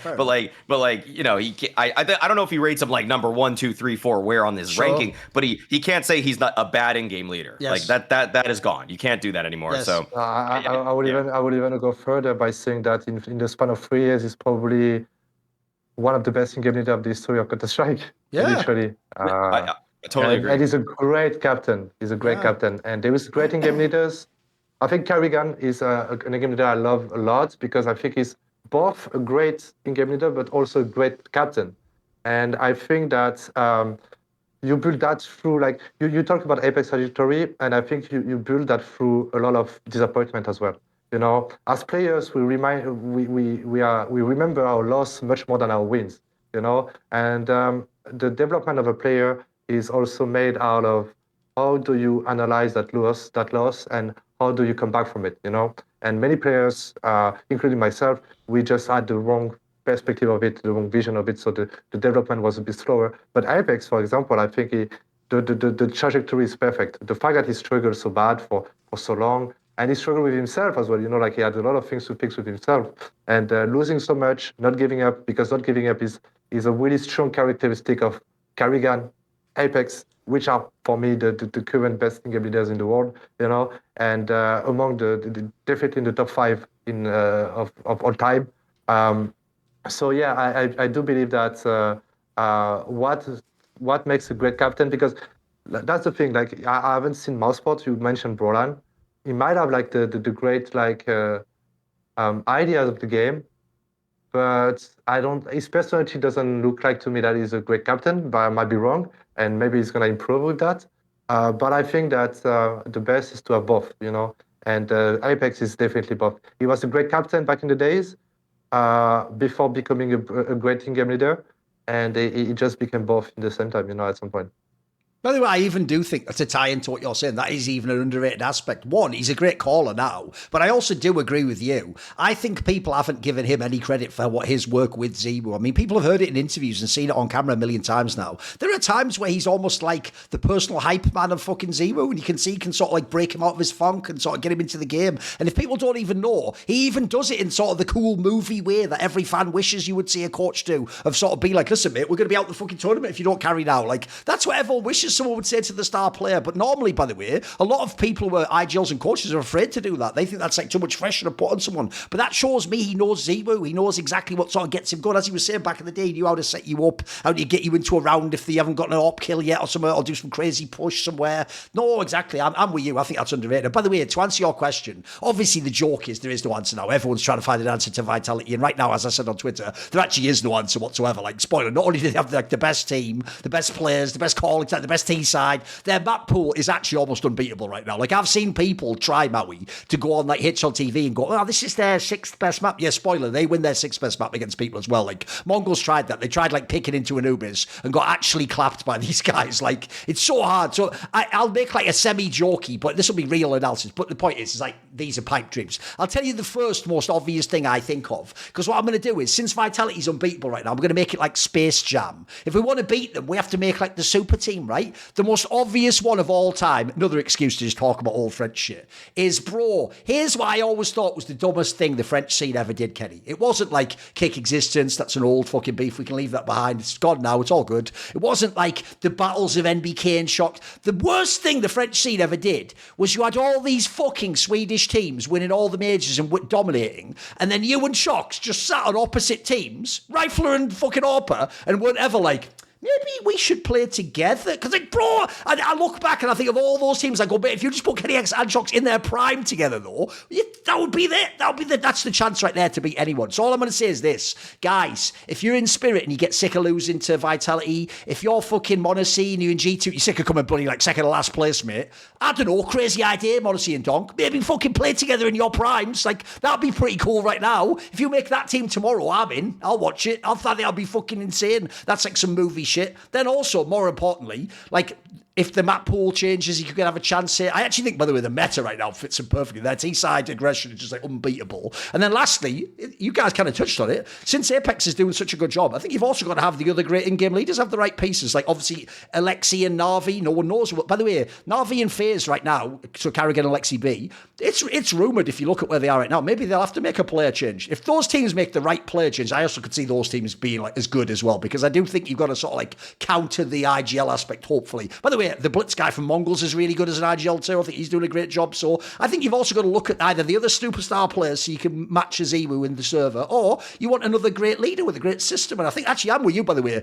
A really cool thing to me would be if Mongols really gets over this choking and they just are like the third best team in the world. That would be dope, mate. I would love to see it. I think that's a really good team. Right, anyway, it's a good episode so far. We'll keep going. And when I think of kennyS, I think of what the kids say. Aura.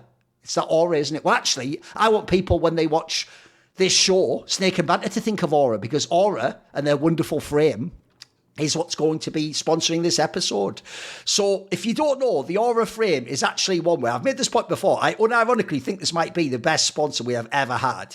And actually, the way we got this sponsor, I won't do the whole thing again, is basically Monty in real life, who's one of the owners of the company, actually bought these frames and he realised actually how excellent they are. So basically, it's a digital picture frame. So instead of like printing out or going and getting a film developed and having one photo, put it in a frame, and grandma sees like you with a fucking kennyS winning a trophy about 15 years ago or whatever. Jokes on you, right? But no, what you can do instead is you can put, because it's digital, you can put as many pictures as you want into this out. So the joke would be, mine would just be like existence in Fairy Games, existence in Titan, existence in G2. Well, which I had to think about when he was in G2. But sorry, it did happen. It did happen though. I've just tried to delete that memory. So anyway, the point is, what makes this frame actually banger is there's two angles. One, I always say this part, if you actually are just a normal gamer, the person who I can immediately tell you would benefit if you bought this gift as a gift for them is like your mum or your girlfriend or your grandma or your auntie, because I can tell you right now, they're actually going to think it's a really heartfelt gift, because what's dope about this frame is it's super easy to set up. It takes a few minutes. All you basically need is Wi-Fi. It doesn't cost anything for like hosting the pictures. You can put as many pictures as you want on. And what you do basically is, if you're going to buy it as like a gift to someone, you just get them to set up the account. By the way, it's not just you. Other people can be added to their frame. And then what you can do is you can upload photos that appear in their frame. So if you think about it this way, imagine like me and Maui, you either like live in another country or you go to other countries. Imagine if you gave this to like your mom or your girlfriend or something, and then the idea is every time you have some new photos that are like of you and your family or whatever you do, you just upload it to the frame, and then back home, wherever they are, they're waking up in the morning and seeing that picture in the frame, or it cycles through to the next. I think that's actually a really underrated, cool way where, you know, everyone talks about how technology's like driving us apart. That's like a cool example of where it can sort of like bring us together and remind you of the wonderful things in life. So I think that's dope. And then secondly, that was my angle initially when I saw this frame. But more importantly, it's actually also cool for you. I have to say, since I've had one of these frames and got loads of photos added into it and done the same thing with people that I know that are my relatives, it's actually really awesome to see like relevant new pictures of your family. So I'm not the sort of person who messages them like, can I see a picture of that? Or checking out people's social media. I'm a bit more of like a nerd who's just in my room in that sense. So it's actually cool for me. I've even seen like some old memories there and be like, oh, it's fucking dope. Oh, I forgot about it. Oh yeah, look at that one there. And also, it's totally customizable. You can set how quickly it moves between images. You can take any off that you don't want. You can, by the way, it has a feature built in where once the light in the room gets too low, it just turns off automatically. So it's not like a digital frame on the whole time, like a TV or whatever. It's got loads of features that are mega. It's got all the like things where it can like crop the photo properly. It's like smart technology where it won't just show it your foot or whatever if the resolution's too loud. So it's super easy to set up. It's mega. So anyway, thank you, obviously, to Aura Frames. And right now, you can save on the perfect gift that keeps on giving by visiting auraframes.com. It's on the screen. And for a limited time, listeners of this show can get $20 off the best-selling Carver matte frame with the code S&B, so standing for Snake and Banter, S&B. That's AURA frames.com, promo code S&B. Support the show by mentioning us at checkout. Obviously, terms and conditions apply. This is technically a code for the US, I will point out, but I think it's actually an excellent product. It's genuinely one of the best ones that we've had so far. And as I say, also, if you're just some nerd gamer who's just grinding the matchmaking, it actually makes like your mum go, oh, that's very thoughtful. Then you can actually keep her updated on your life without having to do that call every 2 weeks awkwardly. Go, what's Dad up to? Has he fixed the car yet? You don't have to do that. You can just fucking up all these pictures and be cool. Right, anyway, let's go on. So now, kennyS, we come to what some would say is Thorin's domain, the bad things about CS. So what is bad about CS at the moment, mate? What don't you like? What are you not liking at the moment, mate? Oh yeah, that was the struggle of mine to find. I will switch the bad and the ugly because I think Okay, the go ugly for is it. worse than the bad. So the bad would be the Swedish scene, I would say, My and the God, okay. investment. Yeah, bro. Listen, I'm like you. I'm trying to make the new generation is it doesn't know how the Swedish scene used to Right, be so right. important. The Yes. Scandinavian scene in general. Yeah. Outside Denmark. And I believe that we have a lot of people, especially former generations, that have been extremely like great legend of the game and great people as well, and the management of organization like an IP. But I want to mention that I want to point out something that I find great and bad in the same time is the involvement of former players into organizations nowadays. Okay. So I will mention, for example, iBallers with a GW. I think GW is idea of building an organization is great, but I don't see the point of playing in that organization, because I think it's stopping the development of the organization itself. Imagine playing with your boss Oh, I and see your what you boss mean. making, Right. Yes. yeah, and having your boss making a mistake, you cannot really point it out, Yeah, true. and it creates a bad atmosphere. I have no clue No, how no, is it we're just going, but speculating, of course, yeah. the idea of iBallers created by a former legend of the game is great in the development of the region, because I'm a lot into developing regions, because if every region in the world develops themselves, that is the best for CS, Yeah, and I of always want the course. best for CS at the community. Um, so I do believe that um, like Fnatic that is not a Swedish organization, but that is known for being one of the strongest organization with Swedish Yeah. players in the history of Counter Strike, is literally running away from that scene, and yeah, the idea of that topic would be to find ways to help developing that scene in order to at least like the Swedish scene and the French scene is pretty similar in some ways, But I mentioned the French scene like rising up again and rising up through social media and through like big like mainstream content creators. Yeah. And I do believe that the same might work in Sweden. So obviously, you have former legends that are really active in CS still nowadays, and maybe they will want one day to involve themselves a little bit more in the development, so business aspect of the industry. But I think that's the way of improving the gaming in Scandinavia in general. Okay. It's an interesting point because I mean, I don't really watch eyeballer games ever. Don't really have. I think I've probably seen, no joke, maybe one match of theirs last year in the open qualifiers for the major or something like that.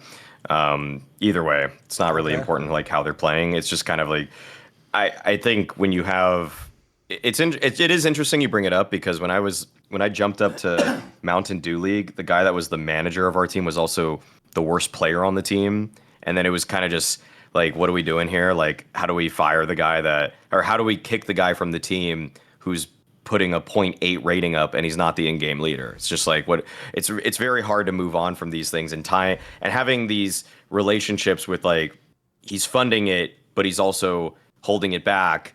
You kind of wish that I mean, I feel like it's just been, I guess I would say just long enough for JW at this point. I guess that's just the take there. It's just like, I mean, I thought that he was one of the most exciting people in the beginning of CSGO. In fact, I think he was the first fun, aggressive opera to watch in CSGO. I feel like in the 2012, 2013 area, he kind of was like, in some ways, you watch those games back and it's like he was kind of the kennyS before kennyS was. So obviously a lot of respect for him and everything he accomplished with Fnatic especially.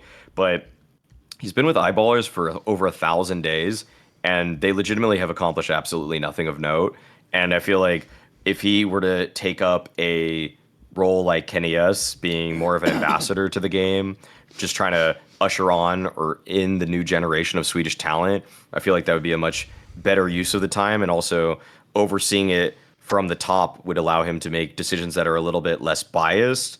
And I think that he would be able to probably help eyeballers as an organization more because he knows what's good, what's bad. It's the weird thing is like he's not putting up like horrendous numbers or anything like that, but I know he's playing in like tier 3. So I don't really I don't it's just one of those things where it's so hard for a lot of people to give up playing the game and move on to the next stage of their careers. And, you know, this is going to fall on deaf ears for him because he's kind of like, who the hell am I to say anything to him? Because you guys are legends of the space, having been in it for over a decade, and I'm newer, but I just feel like this just comes across kind of obvious, but I'm not even really trying to be disrespectful. Like I understand how much he contributed to the excitement, which was early CS:GO and everything. So, yeah, I think it's an interesting bad point because I feel like you're probably seeing what you probably. I mean, if I had to guess, Kenny, I would just say like, do you see yourself in JW? No, I mean, there is a point that you mentioned that's really interesting is the after career. And this is extremely hard to deal with. You know, like I retired not knowing if I wanted to retire. I was in a position where I'm like, what the fuck am I doing now? This is the only thing I'm good at. And coming to China, I found a way. So I'm good. You know, I accepted everything. But having your sorry for the expression, but your ass between two chairs constantly, it's really difficult. You know, so I saw myself in GW, and I probably see myself in many other retired players, and the other way around. But I do understand, like, once again, that take is not to discredit No. GW because I think the idea of eyeballers at first is amazing, but you can see that he hasn't decided yet what he wanted to do because it's either you play or you involve in something a little bit more like behind the scene, a little bit more like business oriented, you know, like in order to build something, you know. And he's literally in that position where he's between two. I don't know how good he is doing. I'm the same as you. GW is a player I love playing against, and I respect deeply. But I do think that is like even for himself, you know, like it's an impossible situation, you know. So the idea is probably at first to develop the scene, have something else to do, but then he puts himself in the team, and that doesn't matter how good he is, you know. I do believe that you should not be doing both in the same time, Sure. you know. So yeah, that's the thing, and I think GW is an important actor of the Swedish scene, and he still is today. You know, because something I realized because I mentioned that okay, I'm only good at playing CS. I've been professional since I'm 15 years old. I've done that my entire life. Am I good at something else? Everything you're good at in the game, you can use it in the real life. You know, Right. like you like you're good at adapting. You're good at taking decision quickly. You're good at analyzing, like making strategies. You're good at many things when you're playing a game at tier 1 level, like we did with GW, you know. And you can literally like reflect that to the real life at some point.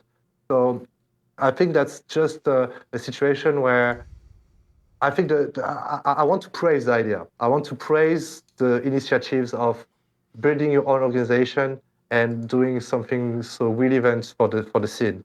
But I also want um, to highlight the fact that I do believe playing and being the owner of the organization doesn't fit together, you know. And it seems like he still wants to play. So if he still wants to play, just postpone the idea of doing this, or don't involve yourself into this, and keep playing, you know. But yeah, it's a touchy topic, and as I said, that's like coming into the show is that I don't want to like blame people or like harm people's reputation or anything, and that's not what Sure. I'm intending to do right now. And I do think that he has the right idea. It's just that he hasn't figured out yet how to explore it as at the full potential. So it's not a blame. It's just like an observation of does that go together, you know? Sure.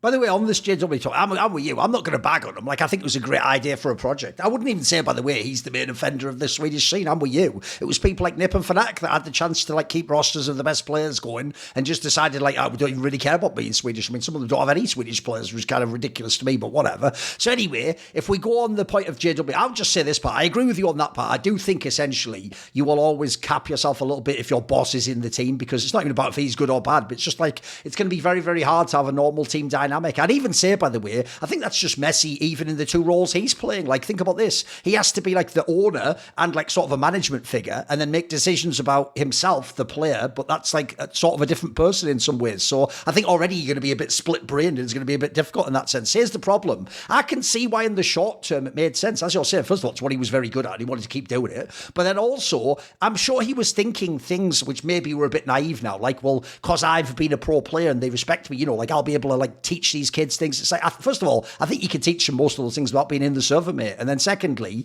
the problem is that would have hit way harder if you'd have done this like a year or two before you'd lost the top level. Like if you'd have done what, because I think this is a similar example to what Neo and Taz did. They went out into the rest of the Polish scene. They thought the same thing. I'll just keep playing, but I'll just teach these guys and they'll become the next stacks and be like, it's like, yeah, but that doesn't hit as hard when you're not Taz and Neo anymore. Like if you'd have been still like at a good level, I think you could have done that. By the way, the best example of this is probably Tabson. Tabson did sacrifice the end of his prime to try and build up Big Clan. And by the way, that's why Big Clan was relevant once upon a time, because he was much better than the other players and you could follow him. Like he was like the best German player. Like it's like it had an extra effect to me. But to rewind a little bit, I actually think it's fucking... I don't think people know, Maui, how insane it is. The idea kennyS's bad point is Swedish scene's not managing itself right. Like, bro, first of all, he was in the very games, guys, that lost like every fucking time to NIP. And then later, when he was in Envious, they were actually quite famous that it took them something mad like 7 months before they ever beat Fnatic. Like, these were the fucking old enemy. That's like the people that were ruining this guy's life. So the idea he's now like, I kind of miss old Swedish CS. That's how you know that like kennyS is legit, because that's like some old... Now we've reached the point now in CS. This is how we know we're all old, bro. Is now we're at the point where it's like the fucking Lakers and Celtics players from the 80s. Like, I kind of hated them, but I loved them in the same way. We're on that shit already. Everyone's already reminiscing off into the golden years where we're just remembering all the best moments, and all of a sudden, nothing seems negative. It just seems like, oh, great battles. Yeah, great time. The best of times. Like, we're already doing that, which I love. I actually love we've already reached that era in CS, because it's like some, again, it's like, I mean, George Foreman just died. It's like when Muhammad Ali was dead. The person you want to hear talk about Muhammad Ali is George Foreman, some like legendary fighter that actually fought him and knew what it was like and how good he was. That's the best person to explain how great a player was, the rival or the guy who was actually battling him in their prime. And then lastly, I'll just go to this detail. I'll actually give you one tiny little crack of hope in the window of CS, which is, I'll tell you one area I'll tie together, something that people probably haven't thought about, Maui, which is, do you know what actually the best thing about Mouse becoming good could be?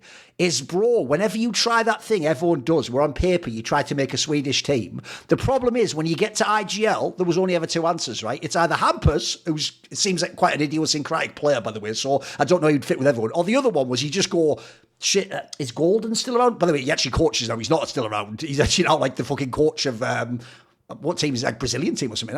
Who is it he coaches, do you remember? Who does Golden coach? Let me double check. Golden coach Saw. There you go. Like the Portuguese team. Yes. Yeah, okay. He replaced Berry. So anyway, the point is, it was just like Hampers plus what if Prolan actually becomes, what if he's really going to do the Apex and become an actual like real IGL and have experience? One day, if you put that player with the other Swedish players, with Sus from fucking Wildcat, these are the players that you could actually make like a team with and be relevant again. Yeah, I'm with you. And then lastly, I'll just say, I also do think like you could revive the Swedish scene. Come on, but I'm with you. I agree, Kenny. They haven't managed to nail the like influencer thing, or how do you get the kids involved again, or how do you get like the fan bit. That's one thing they haven't actually activated like the French scene has in esports now. So I'm with you. I do think this could all turn around. I think we can actually build all these. What's funny is, like I said before, I think actually we already see it in sports. If you go look at any major football league, most of the players are still going to be like Spanish in the Spanish league, Italian in the Italian. But you can also have the superstars as well. You can have both. It's not one or the other. We don't have to have it just be FaZe Clans or just Astralises. We can kind of mix both together. I think the Swedish scene's a prime one, by the way. If they ever figure it out, they'll be really good again. They obviously have fucking loads of talented players from Sweden. It's mad that you're actually calling for them to come back, though. They're dead now, Kenny. It's safe now. Everyone's French can win CS again. Exactly. It's all good. No, I think it's important to mention the old legends, because they also they might have an important role even today, like within the industry. Yeah. But as Moise mentioned, like the aftercarry is really tough to deal with, like so sometimes it just requires time for them to figure out, and that time is required. And they maybe have other objectives as well. But for GW especially, I believe that his objective is healthy, and he should pursue that objectives and not give up. And but yeah, figure out pretty much what he wants to do. And you mentioned Neo and Taz. Well, Taz played in the team that was honoris, and I do believe that was that is a good thing, but maybe like more like an outsider intervention to build up, like to structure things and maybe like help, like bring some help, but don't be involved. Yeah. So yeah, I do think that that's the idea is the good one. Yes. Oh, yeah. By the way, also, one last thing I forgot to mention earlier. Technically, since we bigged up like Vitality having the French players, the fucking 3D Max, there's also NBK's Mercenaries team of like people you will know, like Joko, who was on 3D Max, Afro, who was obviously recently on Fnatic and Falcons, Masutas are there from the old Vitality. So there's actually even some other people still kicking around the scene too. I'll just throw that out there as well. Also, yeah, and MBK, I mean, MBK is like, MBK wants to play. You can see that he wants to play, and I think he's trying to adapt his role with the Counter-Strike nowadays by building like a third team and guiding players. I think it's also a good way to do it, Yeah. By the way, I'll also just do a joke. Listen, back in the day, at least he was a friend of mine. I don't know if he is anymore. Maybe he'll get offended by this. We'll see. If so, hit me up. You can be on the show, mate. Which I'll just say about MBK. My joke would be this, Kenny. So everyone knows for years and years and years, he tried to make himself the in-game leader. He wanted to be the in-game leader. But it's like he didn't understand the idea that when you change your image, we mean like your mental image of who you are conceptually. What is your role? He did it too literally, because what he did is his problem before, if you think, is he used to look like Justin Bieber of the French scene, didn't he? He had that fucking Zoomer haircut with the emo. He had like the fucking good looks. He was always fucking in shape. The problem now is he understood, Maui. That's not what an IGL looks like. An IGL's a nerd. You've gone too far the other way now, Nathan. Now you got those fucking jam jar glasses where it's like fucking, like that, man. That's like my grandma or something like, hello, son, do you want to wear this original thing? So anyway, he's gone too far the other way now, mate. Just bring it back. Get fucking contact us, mate. Basically, NBK, I'm going to be your IGL. Make a contact play. Whatever, that's not even that fucking good. Whatever. Listen, it's early in the morning, boys. Let's go to the next point. The next point is going to be Maui's bad point. Cue it up, Maui. Get ready. Yeah. There you go for it. Yeah, mine is just, I feel like, I don't know if we're going to transition this to the next part of his career or what at this point, too, but I think that cadiaN with Astralis needs to start thinking about what's coming up next, because I'm not saying I think what we should do, what we should do, Maui, let's be fair, we'll just send cadiaN as a proselytizer to Africa. He can make like a amazing team in Zimbabwe or something. Like, what do we do? It's pretty bad right now. He's in a bad spot at the moment, Maui. Come on. Yeah. He's a fish out of water on this roster. I mean, I think the only role he can actually play is op IGL, and I feel like his op is just whatever, but in reality, if Device is the primary opper, I mean, cadiaN's been really, really bad as an individual. Like, he's been, like, horrendously bad. Like, people are like, oh, like, I sometimes point the finger at Snacks with G2. Like, he's really, really bad as an individual. Some people like to bring up the fact that Kerrigan doesn't frag, but at least he calls really well. Sure. I have neither with cadiaN right now. The T sides aren't very good. They don't really they have no map pool to speak of. I thought they were good at Inferno. Turns out that was just maybe one tournament where they were kind of good at it.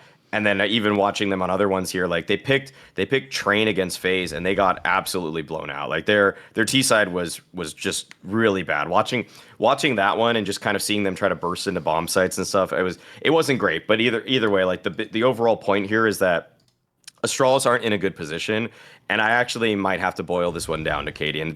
Astralis themselves haven't really found an IGL that can work for them for some time. They tried using Device as the in-game leader. They tried using BlameF as the in-game leader. cadiaN was supposed to be the guy that could breathe some life into this roster, given it's with two guys that he's worked with before in Stown and Yabi, but he is just unfortunately so bad as an individual that when he's on CT side, I mean, he's got some of the worst stats with like any gun in the game right now.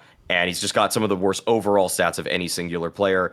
And I'm just kind of surprised that really the calling is as bad as it is. Like, they got one round on the T side of Train, and sometimes it's just down to like not getting the opening picks. But even the ways that they would try to convert, it feels like he just doesn't trust people as much as he used to. Where the cool thing about watching cadiaN call in the past was that every player would kind of understand what they need to do, and then there would be a big group of guys that is supposed to carry out like the primary action. I feel like he's just simplifying it too much now, and they're all just grouping, and then FaZe is like, okay, there's 4 guys running down Ivy. We just have to know that there's, like, as long as we're not caught completely off guard by the one other guy, and they'll usually just kill the other guy, then it's just too obvious. Like, it doesn't look inspired. I just don't understand what they're doing in between tournaments. Like, for a Cluj run where they came 3rd place, they beat FaZe. They won a couple games in arenas, and then they come to the Blast Lisbon event and fall as flat as they do. I don't even think that the VRS stuff is in their hands anymore. Like, I don't even know if they're necessarily going to make it to I think they might have to play MRQs. It's going to be really close. I don't know if that's actually a certainty yet, but they're like right on the border between them and I think 3D Max, for example, and Gamer Legion for who's going to actually get that next spot. And I think 3D Max is actually going to pass them. So, yeah, either way, I just think cadiaN's in a weird point right now. Like nothing's working for this team. What do you think, Kenny? You can do any angle you want on this. It's up to you. Well, from the way you talk about is that it looks like there is no trust. I mean, the damage has been done in that team. I think there was a lot of expectation from the players themselves first, gathering themselves the core of heroic that was successful, device that is device, but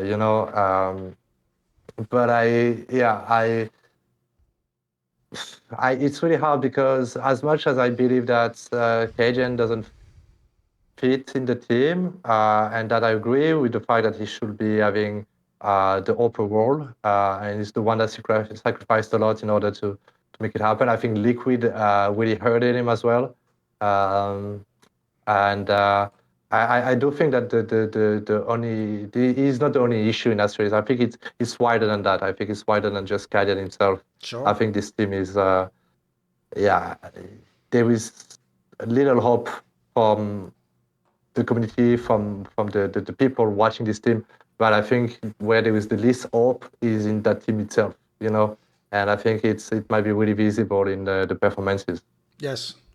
No, I'm with you, by the way. I would even say that's actually the area where it's just most obvious, even from the outside. Forget even the games and the stats. The most obvious area to me they haven't succeeded as a team is people probably thought when they saw cadiaN announced, like, oh, wow, that must be like he's reuniting with Stown and Yabi. I mean, I've heard behind the scenes it maybe wasn't even their decision and like it wasn't even the first choice. It was just they had to get someone before there was a roster lock. But I'll just say this. If that was true, like if they were sort of like, right, like, by the way, this happened before with people like Existence and fucking Shocks. Like, sometimes you have people who have like a disagreement for a while, but then later they're like, actually, we should play together. We were better together. If that was true, this team would have shown it already, Maui. Like, they would have hit the ground running. Like, if anything, shouldn't it immediately have fixed all the things we thought? cadiaN should have been better as an IGL because he had his boy Stown and Yabi back. Then secondly, surely Stown would get over his issues and become a top player. You know what I mean? Like, all these things would have fallen into place. People forget. It was quite a while ago they made this move. Like, this isn't like, it's not like they just did this move in the last roster cycle. They did it 2 roster cycles ago. So to me, it's already had its chance. And you've seen like the ceiling wasn't very good for the team. Like,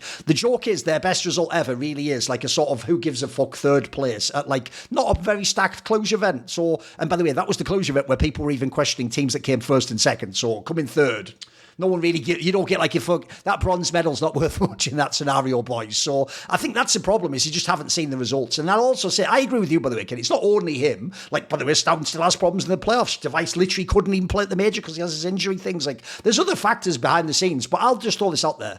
One thing I do think about Astralis that is underwhelming to me is how is it possible, if you want to do this like thinking of the old days, how is it possible in CS that we still have like Zonic's like a legendary coach. He's not with Astralis anymore. Carrigan, still contender for best IGL in the world, not in Astralis. Like, bro, these players exist in the Danish scene. Like, I think if you'd have done things differently, they should be in your team. Like, in theory, Denmark can have the best in everything. I even think if I'm a different IGL, or Snappy, or Huxley, or whatever, and I'm looking at this team, I'm thinking, look, there's certainly problems, but give me that team. Can I have those players? Like, if you give me Stabby and Yown and Stare and fucking Divide, I'll fucking cook. I'll be in playoffs every time. You know what I mean? Like, I might not win the event, but I'll do something. And lastly, I'll just say this. The other thing I do think is a really bad sign for cadiaN specifically is not only are his stats terrible and the game doesn't look great, but bro, I actually think in that team, not only do I think like, look, Stown has his problems, but he's certainly a skilled player. Device, by the way, is still good.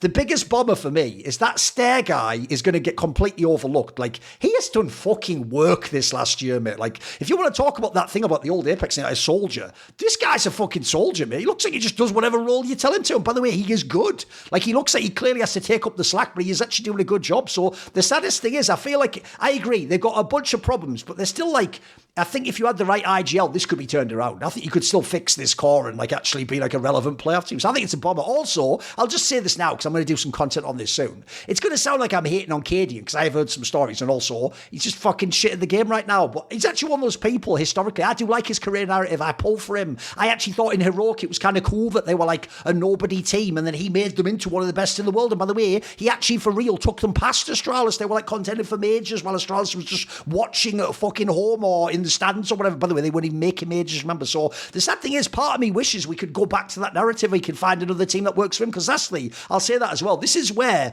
I'm not even saying it to just hate on cadiaN in Astralis. If cadiaN leaves Astralis and he finds a way in a different team to reinvent himself as an AWP IGL, surely it's possible.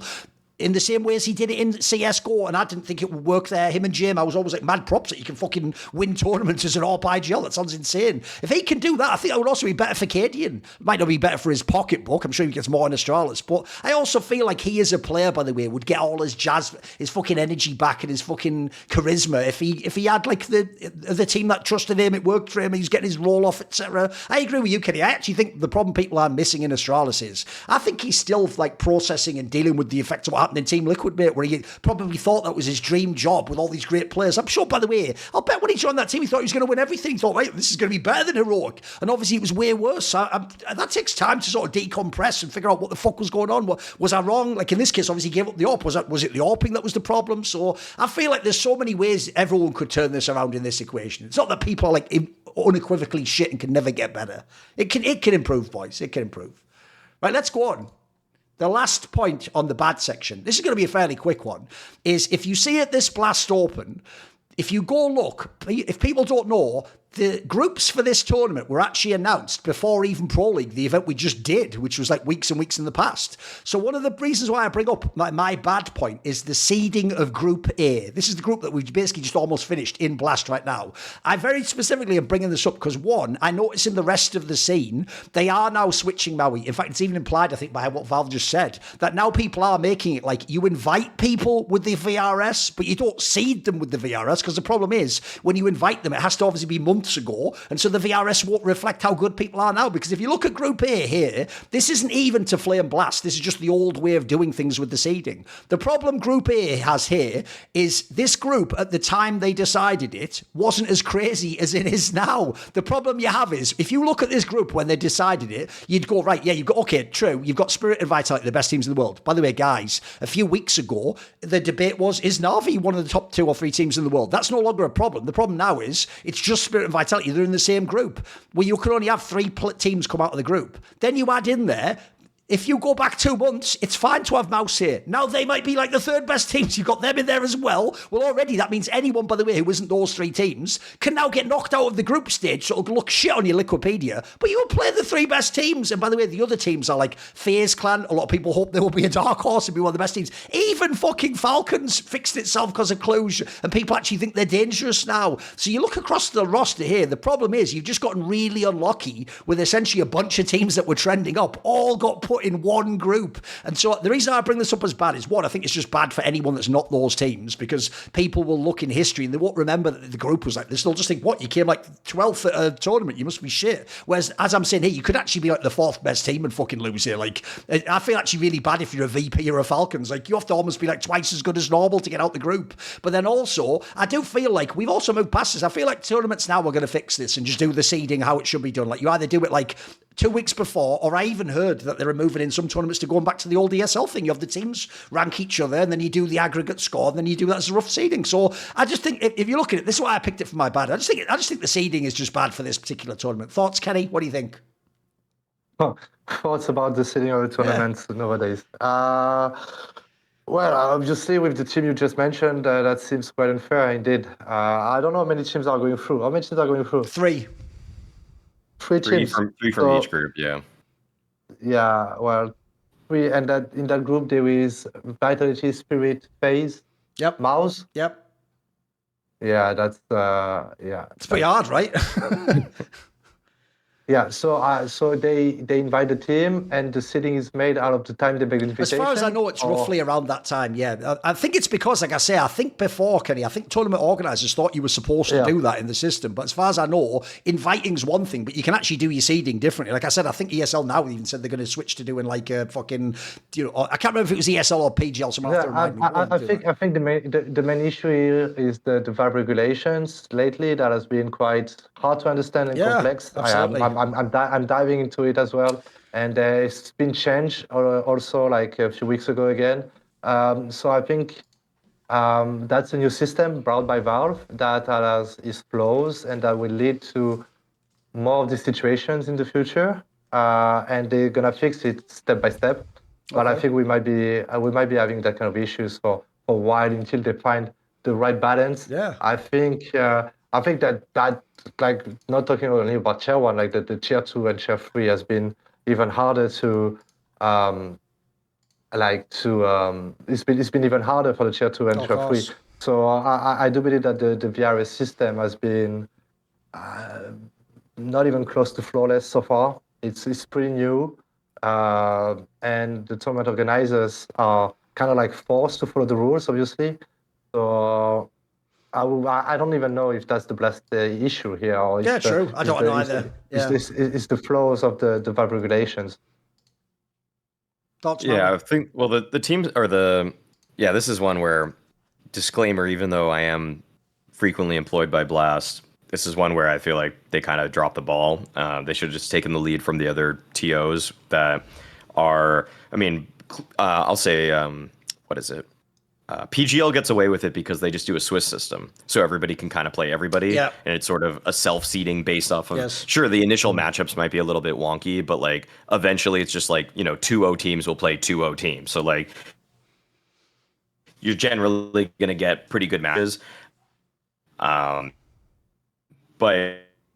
at the time of seeding, which was about 20 days ago, and obviously, like Kenny said, the VRS stuff was not perfect. At the time of the seeding, for example, G2 was the second ranked team in the world, and Vitality was fourth. Right. Vitality was fourth, and Mouse was eighth. Right. Mouse was the 8th seeded team in this tournament. So like, this was just, this was practically like you take all the top 10 teams, put them in a blender, and just like randomly spit them out, because VRS is just that far behind right now. Right. So it's really messed up that obviously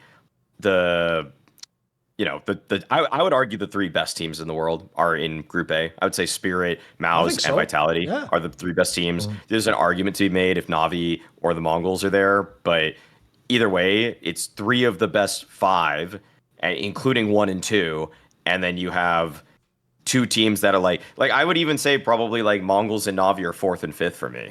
Maybe Eternal Fire. So you have like 4, 5, 6 all in the other one, and 1, 2, 3, and 1. Obviously, that just doesn't make any sense because there's pretty much like Group A was almost the most predetermined group I've ever looked at. I was like, if Spirit, Maus, and Vitality do not make it out of this group, then somebody is either going to have to massively drop the ball or somebody's going to massively overperform. It makes Group B a little more interesting, but it's not even that much more interesting because it's like 4, 5, 6. So I really expected going into that, the teams that are going to make it through, Eternal Fire, Navi, Mongols, I thought G2 could do it just because their bracket looked kind of easier. Like all they had to do was beat Eternal Fire practically. So I thought it was possible for them too. But like again, I don't even think G2 should be. I think G2 in my own rankings would probably be like the 8th or 9th best team in the world right now. Like they shouldn't have a chance to make it to the playoffs of a tournament that the 6 best teams do. That's my point. Right. Yeah. Let's go on now to the ugly section. Now, what is ugly at the moment, kennyS? I'll let you start, guys. I'm confident about my ugly part. Oh, okay. Okay, right. Maui, you do yours then. Okay. Okay, sure. Let me bring mine up right now. It's on another tab. Cluj-Napoca. No. Oh, okay. Yeah. I mean, yes. Okay. So the ugly point. I guess we do bring up VRS stuff very frequently here, but I feel like the results from Cluj-Napoca, it almost just had too much of a it was almost like the RMR. Like I'm just gonna say, if there was any event where you could have made some upward or downward trajectory movement, it pretty much was Cluj-Napoca, which has kind of gifted a team like. Well, Maus have shown that they're good, as they did at ESL Pro League, and they're showing again at the Blast Open Lisbon. But their move up, I mean, the moves up and down are just so wildly influenced by it. And I just kind of feel like what happened at it was because the prize pool is so big, and I think it's good. Like I think, disclaimer again, like I worked that event. I work for a lot of PGL stuff. I do a lot of stuff with them, but I just feel like it's the one tournament that teams decided to bow out of, and it's the tournament with the biggest prize pool before the major, and it led to the most upward and downward mobility. And it's weird that it works like this, because when the top few teams aren't at an event, we usually value it less in our heads at the end of the year. Sure. But in reality, this was actually the most important event of the season. It's the only event where teams actually could do anything. Yes, every team does have a chance to in a Katowice or ESL Pro League to win. You know, like everybody does have a chance there. But the reality is, VRS is about prize money. It values LAN results much more than online results, and the only event where you really weren't just going to run into a G2 or not a G2, a Vitality or a Spirit or one of those top teams like a NAVI was Cluj, and so it allowed teams to have way more upward and downwards mobility. And I just it's kind of, I think it's just an awkward thing for framing, because it's almost like narrative, I guess. I don't know how I would tackle this if I were Kenny, actually, but it's more like I just look at the team list there. I think, okay, this is kind of like a tier 1.5, like maybe at the end of the year it's still like a big event, but it's not like a super elite event. But at the same time, this is the event that's going to probably help a team like Falcons make it to the major above all else. Go on. I mean, I just say, like, my example, the reason I brought this up more so than anything was that I don't think Falcons are the 6th best team in the world, and I don't think that they should be getting a stage 3 invite to the major, but they're going to get a stage 3 invite to the major because they had a very good Cluj and practically did nothing else the whole season. All right, what I'll say is this, Kenny, to help bridge this point. Obviously, this is the ugly point, so it doesn't have to be bad. It's like in the middle somewhere, and you have to decide in what way is it ugly, right? What Maui's basically saying is, I'll give you the example, because I can use one from your career. Remember the year when you won WESG with Envious? But that was where, that wasn't, like, that team, so it was a massive amount of prize money, and it was like a big tournament, etc. But at the time, no one would have ever seen you guys win that event and be like, wow, is this the best team in the world? Everyone knew at the time, like, actually, this is before the super team changes. People don't remember the French shuffle. Everyone knew actually that team sort of on its last legs. Like, it's not even around that long. And in fact, even win this event, like, you look at the teams you beat, it's like, we didn't play them all, or, it was a weak field, or some people didn't go. So I feel like essentially he's sort of saying it like that. What he means by mobility is, because the top teams didn't go to this LAN, like, one, it makes the results look less legit. Like, I can tell you right now, as he said it himself in this podcast, technically Brolan's won a giant tournament as an IGL, but no one's saying like he has, because since Spirit and Vitality and Navi weren't there, no one counts it as like you won the tournament. They count it as like you won because they weren't there, which, by the way, might end up being very unfair. Maybe he turns out to be an all-time great in-game leader. And then simultaneously, as he says, basically anyone who made the playoffs of that event just gained like massively in the world rankings. It's just more of like a scuffed circuit thing, whereas we're used to now every tournament has the best team. So what do you think about this? What do you think about it? Well, it's a difficult topic, because I believe that he mentioned teams like Falcons. I think like teams like Falcons, teams that are let's say like outside the top 6 VRS, well, it's a blessing to have tournaments like that, you know. True, It's really a blessing, but it's biased, like for sure. Like it doesn't like reflect the. It's not like out of deserving, you know. Yeah. So it's a little bit difficult. In the other end, it's no one's fault if Vitality and teams like that didn't attend this event, you know, because at the end of the day, Vitality is pretty safe when it comes to the VRS ranking. So they need to manage their schedule, you know. And that also makes me feel like that kind of rules will lead to more space for like new tournament organizers to show up, you know. But in the other end, in order to announce the tier 1 tournaments, you need 2 years prior, which is true. Like really like a paradox between those two informations, you know. So once again, it's really difficult. But I also found that is there not rules regarding the prize money that is like at some point it's capped where you cannot like get various point out of the prize money at some point?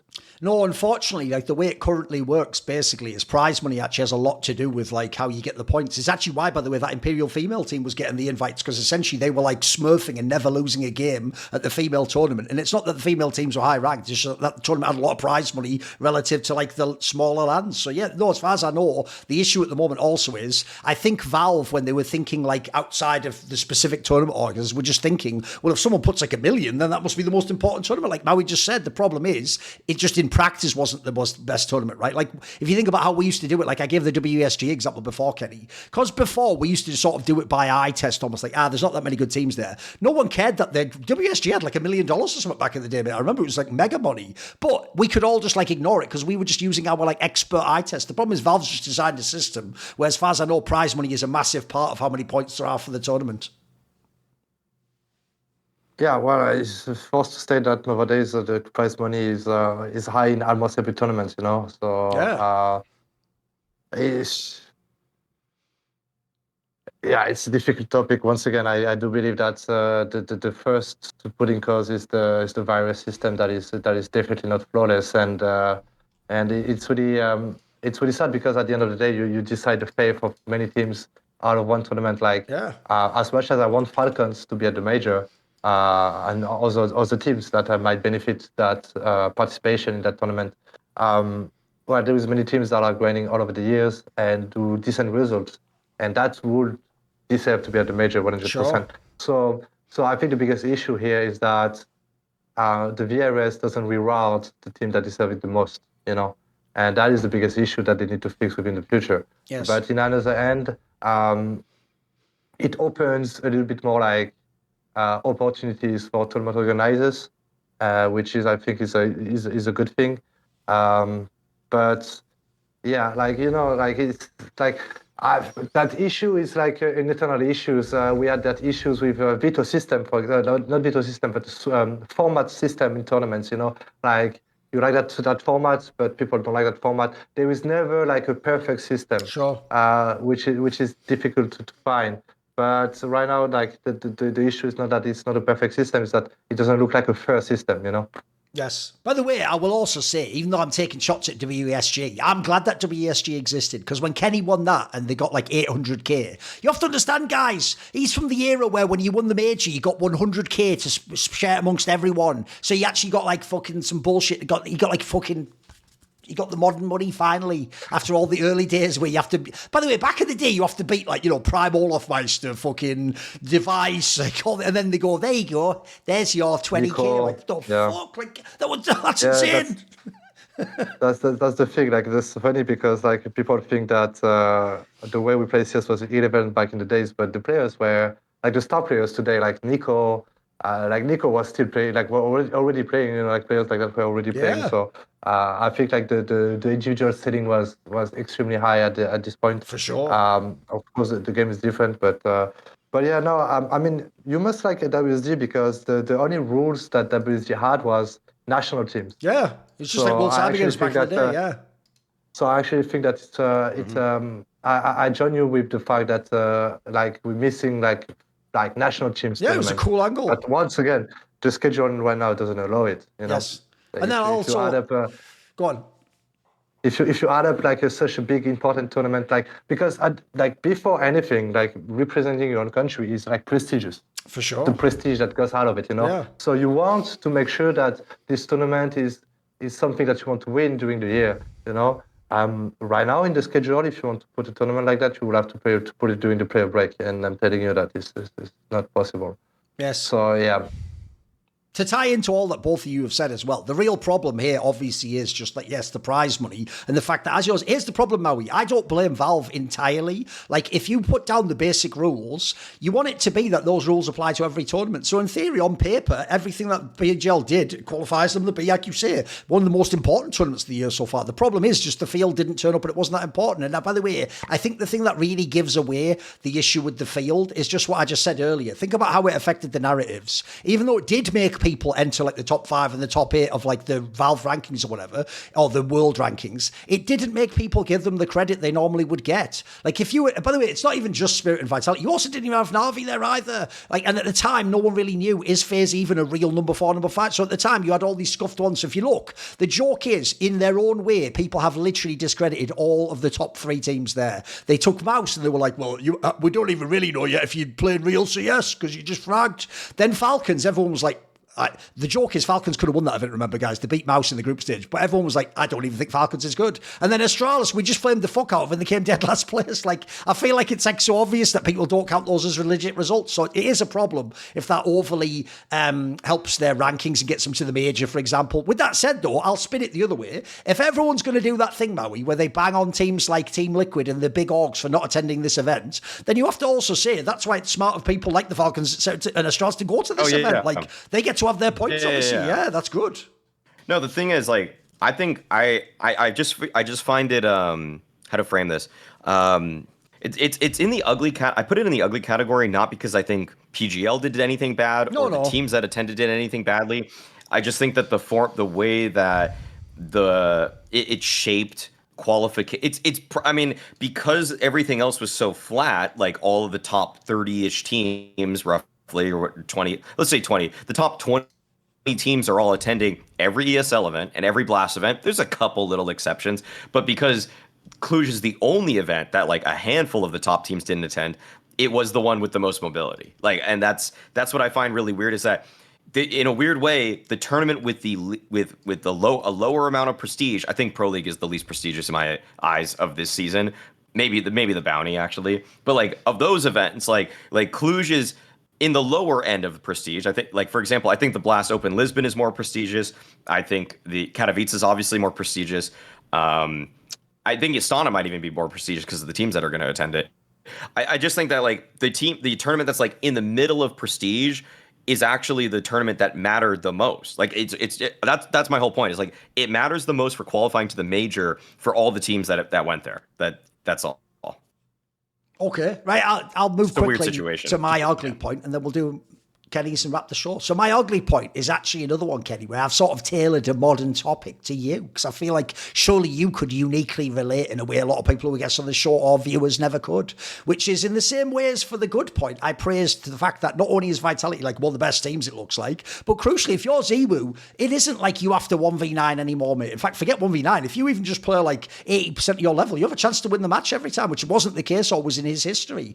On the flip side, I'm going to put as my ugly, not my bad, but my ugly, I do think that Donk's status in Spirit is ugly. And the reason I pick ugly, not bad, is because for Team Spirit, it's awesome. They are the number 2 team in the world. They're really good, by the way. They have a chance to win every tournament. They even, as you saw, can win majors and they can still win everything. So if you're Spirit, it's all great. But I feel like if you're Donk, it is ugly because, bro, he's now one of the players, Modesty 2 and G2, but I'm picking Donk for this one. Spirit relies so much on Donk. It is actually crazy. And one of the areas I feel like this is a little bit toxic is one, you actually see if you ever listen to Donk's interviews, he internalizes it, bro, which is good in a way because it means he doesn't like blame his teammates, but he does do that thing where like he always acts like he's the reason they lost, even though I can tell you, Kenny, he's done some of those matches like when you lost to Fnatic and dropped the 50 bomb, like maybe you make like one misplay in a round, but like you obviously had an awesome fucking game. Like it's hard to blame the star player there. That's like in football if the striker scores 4 goals. Yeah, maybe he didn't run back on a goal, but like he did more than his job. So the problem is they really rely, and you can see how this actually is really harsh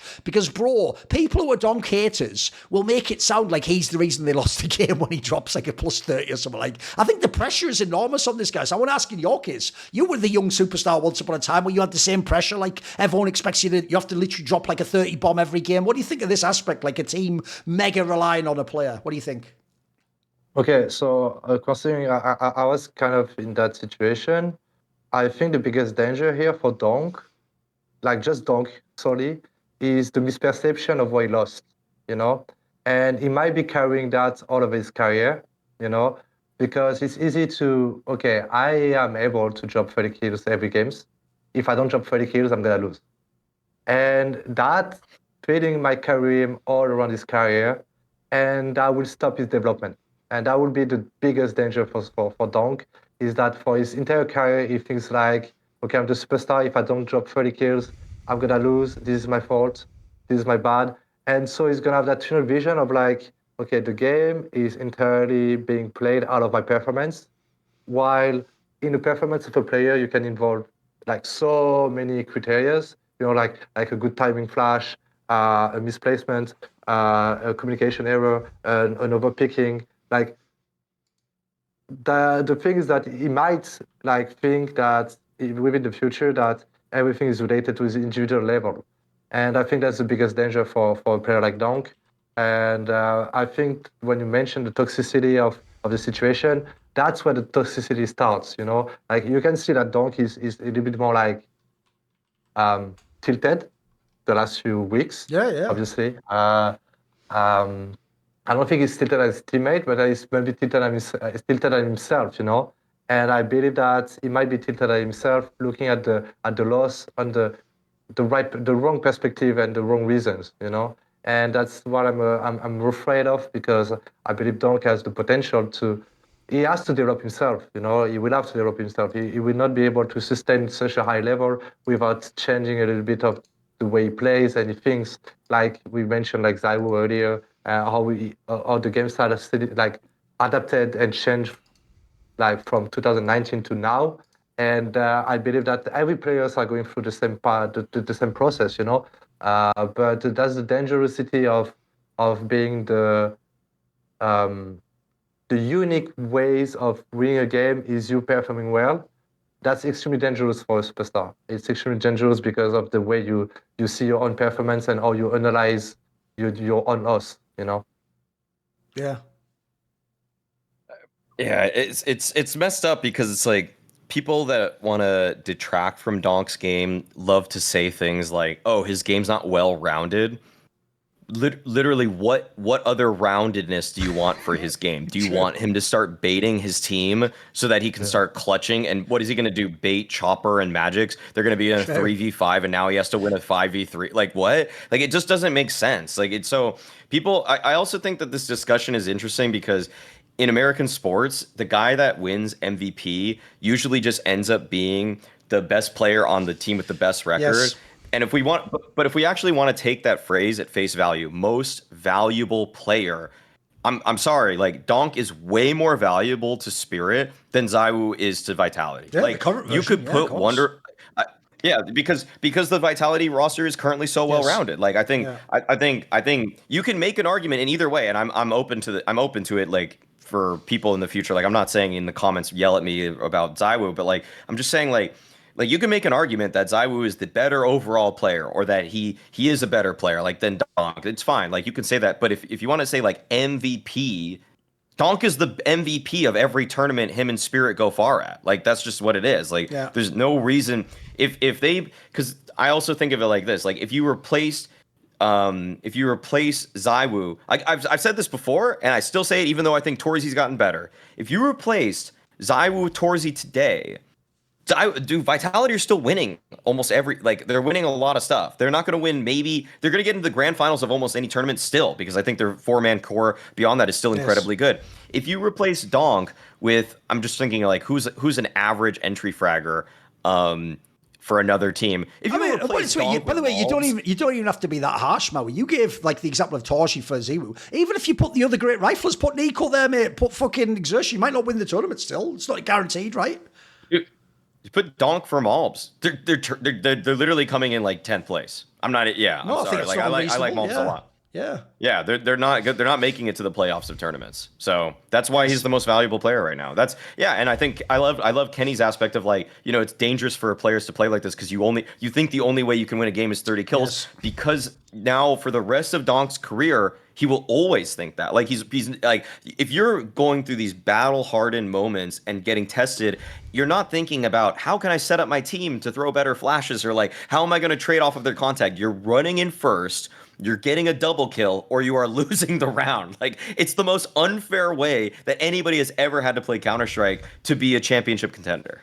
By the way, I'll even Yeah, throw out there as well. I wanted to actually throw this back to you on one little point, Kenny, which is when you say that thing about like specifically for Donk himself, not even like the team or fans, one thing it makes me think of is I know from over the years talking to players like you or when Simple was like this in Navi, I've also heard that when you're the player like that, it actually can make you play worse in like the big games or the majors because then you feel like I have to carry in because you know that. Like put it this way, this is one of my theories, Kenny, as to why in some of the major finals actually like early on, Simple actually had some really bad games in the finals.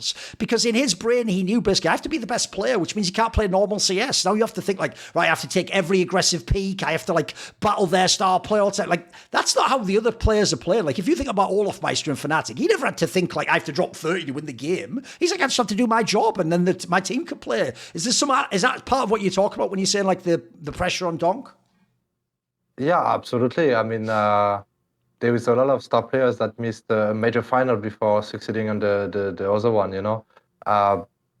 But also, like, what's tricky with Donk is that he relies a lot on his team.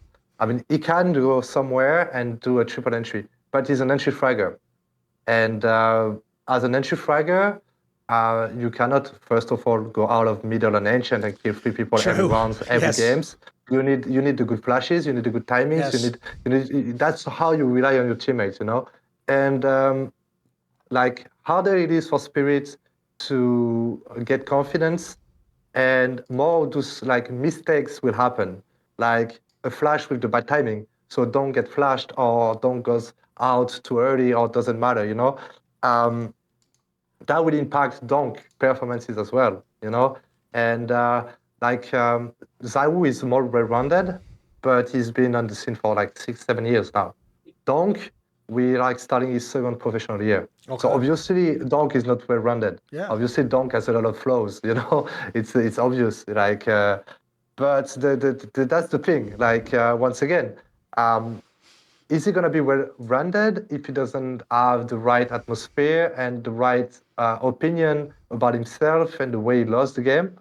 That is something I doubt, at some point. Okay. So his future is in danger right now in that way. Spirit is a great team. I do believe Spirit is a great team. Sure. But you cannot be Donk and fully use your potential if you can't rely on your teammates, Like Sure. You're young, you need to be able to look at things the right way. And right now, this is the biggest danger for him, I believe. And he relies on his teammate. As you say, like Donk, as an impact player, is probably the best in the world, but he still relies on his team, How good it is to do +20, lose every games, end of the year, you end up like not getting the... you're getting not like you're not in the top 3 Asian or you're not top 1. Sure. Every players like that have like their own like individual objectives, Yeah. And he does whatever it takes to reach out the team objectives, obviously first, but then the individual objectives. And at some point, that will just lead to like a bad formation for him. He's gonna form himself in a bad way. He's gonna be frustrated. He's like everything right now is pretty difficult. But in another hand, I don't want to blame the rest of the team because no, that's why it's ugly, Kenny. Yeah, that's why it's in the ugly section. Everybody tried the best. I kind of have to just bring this up because I just want to know what your guys' both opinions are on this because we have Kenny here, which is a rare opportunity. Like, did you guys think Kenny was the best player of 2014? Because if you even just go back and like how they wrote that article and everything, like that's why HLTV, like there's so much gripe with it and the top 20 and making sure that it's right in our own heads. Because when they say You had the best rating on 3 of the maps in the pool. You had the highest rating on 3 of the maps in the pool. You had the highest T-side rating of any player that entire year. You had the most entry kills per round on T-side as an opper. Sure, the op was different back then. You had the most op kills per round. You won the highest percentage of entry duels, like of anybody. Like, how is that not the best player in the world? Like, I can actually answer if you don't mean rhetorically. Yeah. The problem is back then they really weighted the majors, and that was the year where Titan did nothing at the majors, and then obviously the last major they got fucking banned from, didn't they, because of the Kaylee shit. So 2 of the majors they just bombed in the group stage, and then the one after that, and also Kenny wasn't even on the first one. The first one he was on that like bullshit fucking like LDLC or something, wasn't it? Like, I think it was when you were on at that time, Clan Mystic, one of the 2. He was on like one of the French teams, like the 3rd best French team. So unfortunately that was weighted way too heavily back then, and obviously remember, this is the era when you couldn't even win MVP if you came second. So, like, back then, your team pretty much had to place highly to get to the good placing, Maui. So I know what you mean. This is actually one of the most asked questions I get as, like, the historian when I do my stream. People will often ask, where should kennyS actually have been placed in 2014? I have to say, when I go back and look at it, the answer is, look, I don't hate Get Right being number 1. He was still very good back for most of the year. But if I go look at 2014, at a minimum, kennyS is top 3. Like, I don't care that they had like 2 majors they didn't do anything at. Like, if you just go look at all the normal tournaments and look at all the playoffs, he was unreal back then. I agree. I think so. That's why, if you don't get the joke, by the way, guys, the highest he was rated at this time was 6 by HLTV, the 2 years where I thought it was better. That's why the joke was good earlier that he said specifically 6, because if he'd said top 5, no one would know what it meant. But the fact is, you very specifically I could have gotten top 5 or so into 15 and 17. Absolutely. Yeah. Well, technically, Kenny, if someone does go on to your Wikipedia, they will see that if they scroll to the section where it says kennyS 6th, it does say some asshole guy called Thorin did in 2017 put you 4th. So, you know what I mean? What can I tell you? Every now and then the hero just comes in and saves the day. It's all good. I mean, it's a difficult question to answer for myself, but it's what you said earlier, like about what is an MVP really, I think I'm like there was players in the world like Simple, myself, Nico, like the good, like mechanically good players, okay, that thinks that when they are in the zone, they are the best player in the world, right? And I also thought that about myself, and there was some years like 17, 15, 14, 18 here and there, where I was consistently in the zone, Yes. So I felt like I was better. But if you ask me if I deserve to be top 1, well, mechanically and individually maybe, but if you take the whole package of what it takes to be top 1, no, I didn't. I don't think I did. He's being too humble there. It's bullshit. He could have been number 1. If this team had won the major or something, they would have been. Also, I'll just say this. I'll go on. Yeah. The major you mentioned, the DreamHack Winter, LGSC 1, I was in the shape of my life, and the team was playing extremely good with Kali doing like 5 kills in practice, but the team was extremely good. And I'm confident that we could have done a semi-final. Yeah. Or maybe win the major at this time. Honestly, especially that we were like they lost to Fnatic, but they didn't lose to Fnatic at the LC. Like we were actually comfortable playing against Fnatic, which was the best team in the world. And NIP was really good, but they were not the scary NIP that they used to be. And I think at the LC, it's always difficult to play against a French team. So maybe like playing against ADFC would have been a coin flip at some point, but I do believe that we could have done great at this major, which is really unfortunate we didn't get to participate even with a stand-in, because once again I was in the shape of my life and the team also. So No, by the way, first of all, I agree. That is like the great what if that major, because actually, if you look at the results of Titan going into that, it would have been a really fun, like, dark horse to win it. And then also, I'll give you the example, the football example for people of what this year was like when Kenny was in Titan. Because Titan, unfortunately, like, made deep runs, but they weren't winning the big tournaments, and especially at the majors, they didn't have the runs. And my analogy, Kenny, would be, if people remember, about 10 years ago, my favourite team, Liverpool, used to have the amazing Uruguayan player, Luis Suarez. And, mate, he was so cracked out in this team, it was unreal. Like, if you remember, it was the season where he scored like 30 goals in like 33 games or something insane like that. Like, he was so unreal, mate. He could just like win a game by himself. But the premise was he really did have to. Like, there was times in Liverpool, like we weren't even a top 5 team in Europe, mate. Like, and there was times where he had to like score 2 goals for them to have a chance to win the game. Like, it's like Maui said about the donk angle. Look, you can say maybe the person like in that era it would have probably like, I think this is probably like a Ronaldo year. Whoever's like the best player on the best team in the world probably gets the Ballon d'Or. But like, if you wanted to ask who was the most valuable player, it could have been Suarez, mate. If he hadn't been on Liverpool for real would have been like the fucking 7th best Premier League team, you know, like they wouldn't even have been relevant. Like, he was just dragging them to that point. So it's also why, I won't just blame HLTV totally here, it took them a lot of years to figure out how to like adapt their own criteria. And by the way, I think they do a way better job of it now. Because the difference is, people are going to think last year it's like that with Elige. No, because the problem with Elige is his team was barely in the playoffs, and they do count playoff CS. kennyS's team was in the playoffs and just weren't in the deep in the major. That was the problem. They were like making semis and quarters of normal tournaments. So to me, there was enough back then. You could have gone, if we went back in a time machine now, you could have ranked Kenny number 2 then, basically. Right, anyway, last point of the show, Kenny. You can pick whatever it is. What is kennyS's ugly point? You just pick one, mate. What we're going with it? The ugly... well, like, I'm quite away from everything that happened, but I still open Twitter every day, right? Go on.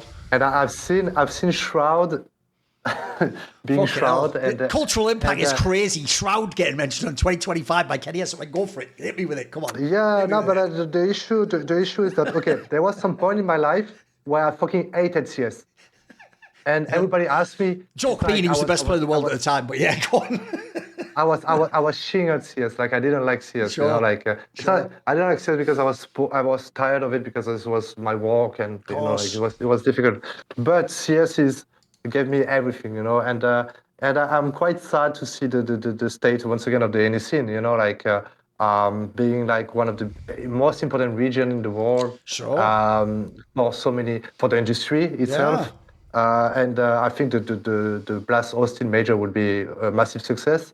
But I'm pretty sad to see the old guys, you know, like that have a career mostly because of CS, not respecting it, you know. And I respect the fact that you don't have to enjoy CS. Like, CS2 is not as good as CSGO yet, you know. And I understand that there is disappointment about it. But CS is CS, right? And I believe that even if you don't want to invest your time in CS or invest your money in CS, and you rather do it on Marvel Rivals or other games, it's understandable, you know. But I think it's important to give the respect to the game. Also, when you are a mainstream character, you know, made by CS. I mean, I've never heard Tariq talking bad about CS. Sure. And there is no I don't mean to do anything against Shroud or anything. I respect the guy. He's amazing at what he does. But I do think that he's also playing around the CS shaming, you know. But we definitely need those people that have a control over as a control of influence, you know, to help CS grow, you know. And maybe they don't want CS to grow, and that's fine. But like, I have a lot of respect for people like Jason Lake in NA, for example, for really trying to build something in NA. What I'm saying is that, hey, I miss Cloud9 2018. You know, like I miss that American vibes. You know, like, because you know that it's really unique. It's really unique, and Americans are known for entertainment, and entertainment is CS is entertainment before anything else. You know. And we need to keep remembering that all we want is like CS, that is the most entertaining game in the world, to be known as the most entertaining game in the world, you know. So like it's pretty related to the Swedish scene, as like what's going on with NA, and why the fuck that we don't have like a sustainable and consistent team in NA. And I think Moe is pretty in a good situation to answer that. Go for it. Maui, what we doing there? Yeah, I mean, I'm glad you bring up the fact that CS is entertainment, and because at the end of the day, you can see it in multiple ways. You can see it as it's a game, and that's supposed to bring entertainment to people, and every aspect of it is supposed to bring more joy to people, and people oftentimes forget that. And I feel like I like that you bring it up for a few reasons. One of which, and I'll just relate it to myself, is that I feel like kind of when I was coming up in the space as an analyst, a lot of people had a lot of push against me because they didn't really understand what I was trying to bring to the table. Because I take American sports media and I try to bring ideals that they have there into this space. I'm not trying to necessarily be Skip Bayless or anything like that. You know, I take inspiration from all of the key like analyst figures in that space though, and try to like blend that in, because like you said, like American as a region is just so important for the growth of anything, just like you're finding in China. Like it's that there's just an insane amount of money. It's very easy to American markets are much easier to capture in a way than European markets, because it's just a singular country that has a huge wealth of people and a high GDP. So if you can bring that to this sort of space, then it's just a net positive. And I know there was pushback in it because a lot of Europeans don't really like this whole like American way. I'll just say, I don't think ESL likes the style that I bring, because at this point, because they want it to be like a buttoned up kind of like football broadcast where not really many opinions are made, and it's just kind of everybody just says very milquetoast statements, and everybody's kind of like lightly praising, very minorly critical. But I'm glad that, for example, like PGL and Blast have put a lot of faith into me, because they see what I think is the future of the space, which is at the end of the day, entertainment. Like kennyS said, like it's trying to make sure that the most people get engaged and interested at all times. And and to even wrap it more back, I'm glad that you brought up Tarek and Shroud, because, you know, Automatic kind of mentioned that like Shroud and Tarek are entertainers, and them leaving is why Counter-Strike died in North America, which to me was a crazy point to make, as if that's the sole killer. But you really think about it, one, Automatic has like great perspective on this, because he is a major winner from America. He was successful for many years of his career, so his perspective is valuable. I'm not just writing it off immediately, nor am I giving it credit immediately. But I think that when you have people that bring so much attention to any kind of space, and the thing is, Tarek and Shroud are completely different people. It's like Shroud's just like pretty silent, fairly chill, hits a lot of headshots. It's entertaining because he's a human highlight reel. Tarek, even when he has a bad game, is entertaining because he's Tarek and has a huge personality. And the guy with the big personality that's all about entertainment still tweets stuff to this day about like Counter-Strike is always and still is in his blood, whereas Shroud is just like, fuck Counter-Strike. And I'm just like, bro, like it's just so ungrateful, because it's like Tarek knows that he used it as a platform to build his own whole brand, whereas I think Shroud in a way is almost ungrateful, because he just thinks that if I played any FPS, I'd be cracked. And it's kind of true in a way, but it's like not realizing that the platform that you had being Counter-Strike is what propped you up to that. Like people had to respect, like you gained your skill mostly in Counter-Strike. So I know he's playing other games now, but like to just kind of turn his back on it is very frustrating, because like, and wrapping it back to all what Automatic said, it's just like, you know, if these guys turn their back on it and even like go against it vocally, it will influence people. They're influencers. At the end of the day, they're influencers. I don't know the people personally that are influenced by what Shroud says. I don't think I want to know these people, but I do know a lot of people that are influenced by Tarek, because some of my friends just watch Valorant games because Tarek's streaming it. Like they just watch it because of him, because he's fun even to 30-year-olds, you know, like he's fun to even a slightly older generation. He's just lively. Whereas a lot of my friends have stopped watching Shroud completely, because every time he opens his mouth, it's just like another bad opinion. Right, my problem with this topic is one area where I think Automatic's wrong is he was almost making it like you need players like this to be in the NAC. He was so close to getting it. What you actually need is literally those two people to turn their stream on and ask for co-streaming rights to the CS events and do the event. And tomorrow you will start building that NA scene again. Because, by the way, Tarek, as you say, by the way, if people don't know, his co-stream is so huge in Valorant. Sometimes it's bigger than the mainstream, as far as I know. It's usually bigger than the mainstream. And then, secondly, it wasn't that long ago. We're only talking like 4 or 5 years ago that Shroud was the #1 streamer in the entire Western-speaking world. He overtook Ninja and all. I don't even know who else was number one, like Courage or whoever the fuck else was up there. Like he was number one in the whole world. Like basically everyone who doesn't speak Chinese, he was number one. Like if these people just did like a Maui core stream, basically, like, well, first of all, they'd take all of Maui's audience, but they would actually, no joke, add to the viewership of the event. Like people who were their fans, who were like loosely connected to CS, would watch the event and get into it in the same ways I think they do for Valorant. Like I actually think the joke of Valorant is, if you ever tell me their numbers are great, it's like, let me see them without Tarek. Let me see how it goes when he doesn't turn his stream on. Because, by the way, it's the same in League of Legends, like I said earlier in the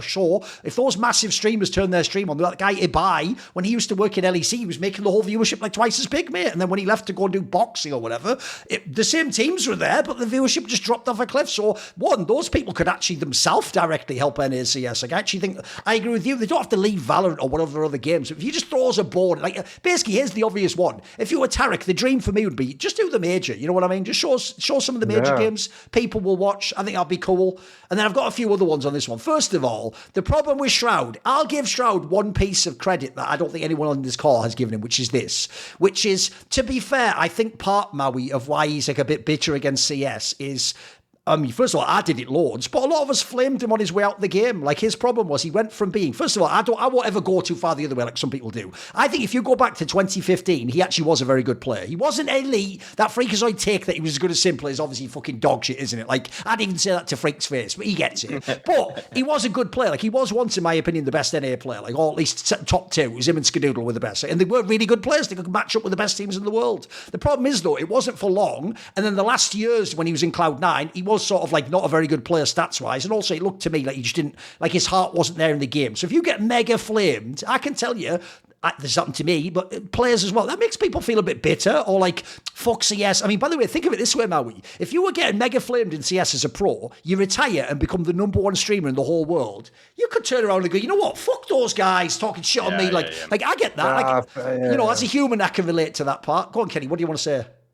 No, as you said, like, once again, like, it's a really tough topic to put as ugly or everything, and no, it's good though. Against Shroud, and I kind of relate to what you say, and I think that Shroud is probably like, I didn't get the credit that I deserve, and he's probably right. Actually, he's probably right about it, and that's why I want to emphasize what I said. You know, like, it doesn't have to be involved. You know, no. It's not what I'm saying. It's just that he's probably bitter. Like I was at some point, you know, like sometimes when you feel like you don't get the credit that you deserve, well, you just like, you feel like everybody is your enemy, like you hate the game, you hate everything. That's totally, as you said, it's a human feeling. So yeah, I do think that within time, he's gonna go back from those words that he might have said about the game, and make the narrative a little bit more like flat and smooth, you know. But I think maybe he has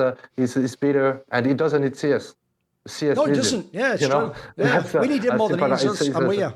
Yes. By the way, it's actually why I think you picked it well, good as an ugly topic, though, mate. Because here's the thing: like I said there, I actually think people went too far both ways. The real problem is this: you had the people who saw him at the end and he wasn't very good, so they flamed him. But then you had the noobs who didn't know CS, and they would be like, "He's the number one FPS player in the world," and you're like, "What?" Like maybe for streaming, but like not in the game. So obviously the problem is on Reddit, people went too far the other way. That's why you had this extreme like whiplash reaction. So what I would say is this: one, I will say, like I joked there, Maui, I'll give credit to Shroud as well. He does have crazy cultural impact. Like one, that clip he just did recently complaining about people talking about Cash. One is fucking hilarious. It's an instant meme. Like, hey, wow, what a Cash. And I'm like, that was hilarious. I won't even lie, Sean. I laughed my ass off at that. But also, I will just point this out. That is also how I feel about your fans telling me about your opinions about esports. Like, oh, wow, Cash has it. Oh, wow, Shroud has an opinion about CS. Who gives a fuck? Like, yeah, that could do the same meme, mate. Like, unfortunately, that works for me too. Yeah, I do think he's playing on it a little bit, you know. Yeah, of course, he's baiting for it. Yeah, of course. Like honestly, everybody every time he speaks something about CS, doesn't matter what he say. If it's a little bit negative, everybody will talk about it. Of course. It's good for him. Yeah, it's good for him. So I would actually suggest that he does what he knows the best. You know. Yeah, he knows what he's doing. Yeah. It's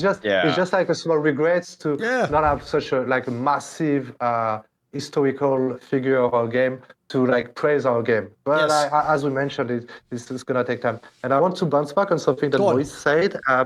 And I think that why do I think Blast will be the biggest tournament organizer within the future? It's literally because they know entertainment better than anyone else. And I know from a fact that they hired like literally like Disney Plus and like people from like huge entertainment platforms to work for Blast. Right. And I think that's why I really like Blast myself. You know, like I think I respect PG, AS and Blast. I think they all do a phenomenal job, and they all have their own identity, which is great, and which is something we need to keep. But I also think that Blast is going to take over at some point because, well, and they have an artistic direction that is also different. Like the Blast music, the entertainment, they know what they're doing regarding the Smarter. So it's a little props to Blast for the job they've been providing, and this is also like the most recent tournament organizer on the scene. So it's really phenomenal the work they've been providing. By the way, being as North Americans obviously speak English, insert all the jokes you want, right? I also want to point out they have the easiest fix in theory of any scene. It's just the problem is the hard part is doing the initial step, which is, I'll tell you what the obvious move if you wanted a really good NA team is. First of all, you obviously know the players that have to be the stars. Team Liquid players, NAF and Twist, or Elige or something. Basically, pick two of these three players. There's my star players. Here's what you actually need. You don't need what people think, which is, remember, you were never going to get Nico to join one of these teams, right? He's going to stay wherever he wants. So superstar players, you can't get, but also you don't need. You can get Twisted Legion, all these players, right? The real ones you need, I think, is obvious. You need the role players in the IGL. Like, I'll tell you the move that would make everyone hyped as fuck tomorrow. Imagine someone made an NA super team. Pick three players. So let's say it's like, I know that Twist and Leeds won't play together, so I'll just say it's Twists and NAF and then insert the third. You pick who it is. Is it Grimm's the third player? Like, if those are my stars, if you tomorrow tell me they're pairing up with Alexi B and Bit or like Carrigan and Rain even, mate, I'd be hyped as fuck. I'd be like, let's go. Let's see what's possible. Like, that'd be very interesting. Look, that's the basis of like a championship team there. Like, that team could fuck around and be in the major playoffs and win a game and do something. So I also think NA, in theory, they do have the money. If they can ever find someone with the vision to put a project like this together, obviously the hard part is you'd have to be amazing at selling them on this, go in the room and explaining why this would be a great move for them. But if you can ever do it, or even the other angle is get some up-and-coming Europeans, get the next Shuey before he becomes Shuey, you know what I mean? If you gamble correctly, I do think it's not impossible to have a good NA team again. I think it's still plausible.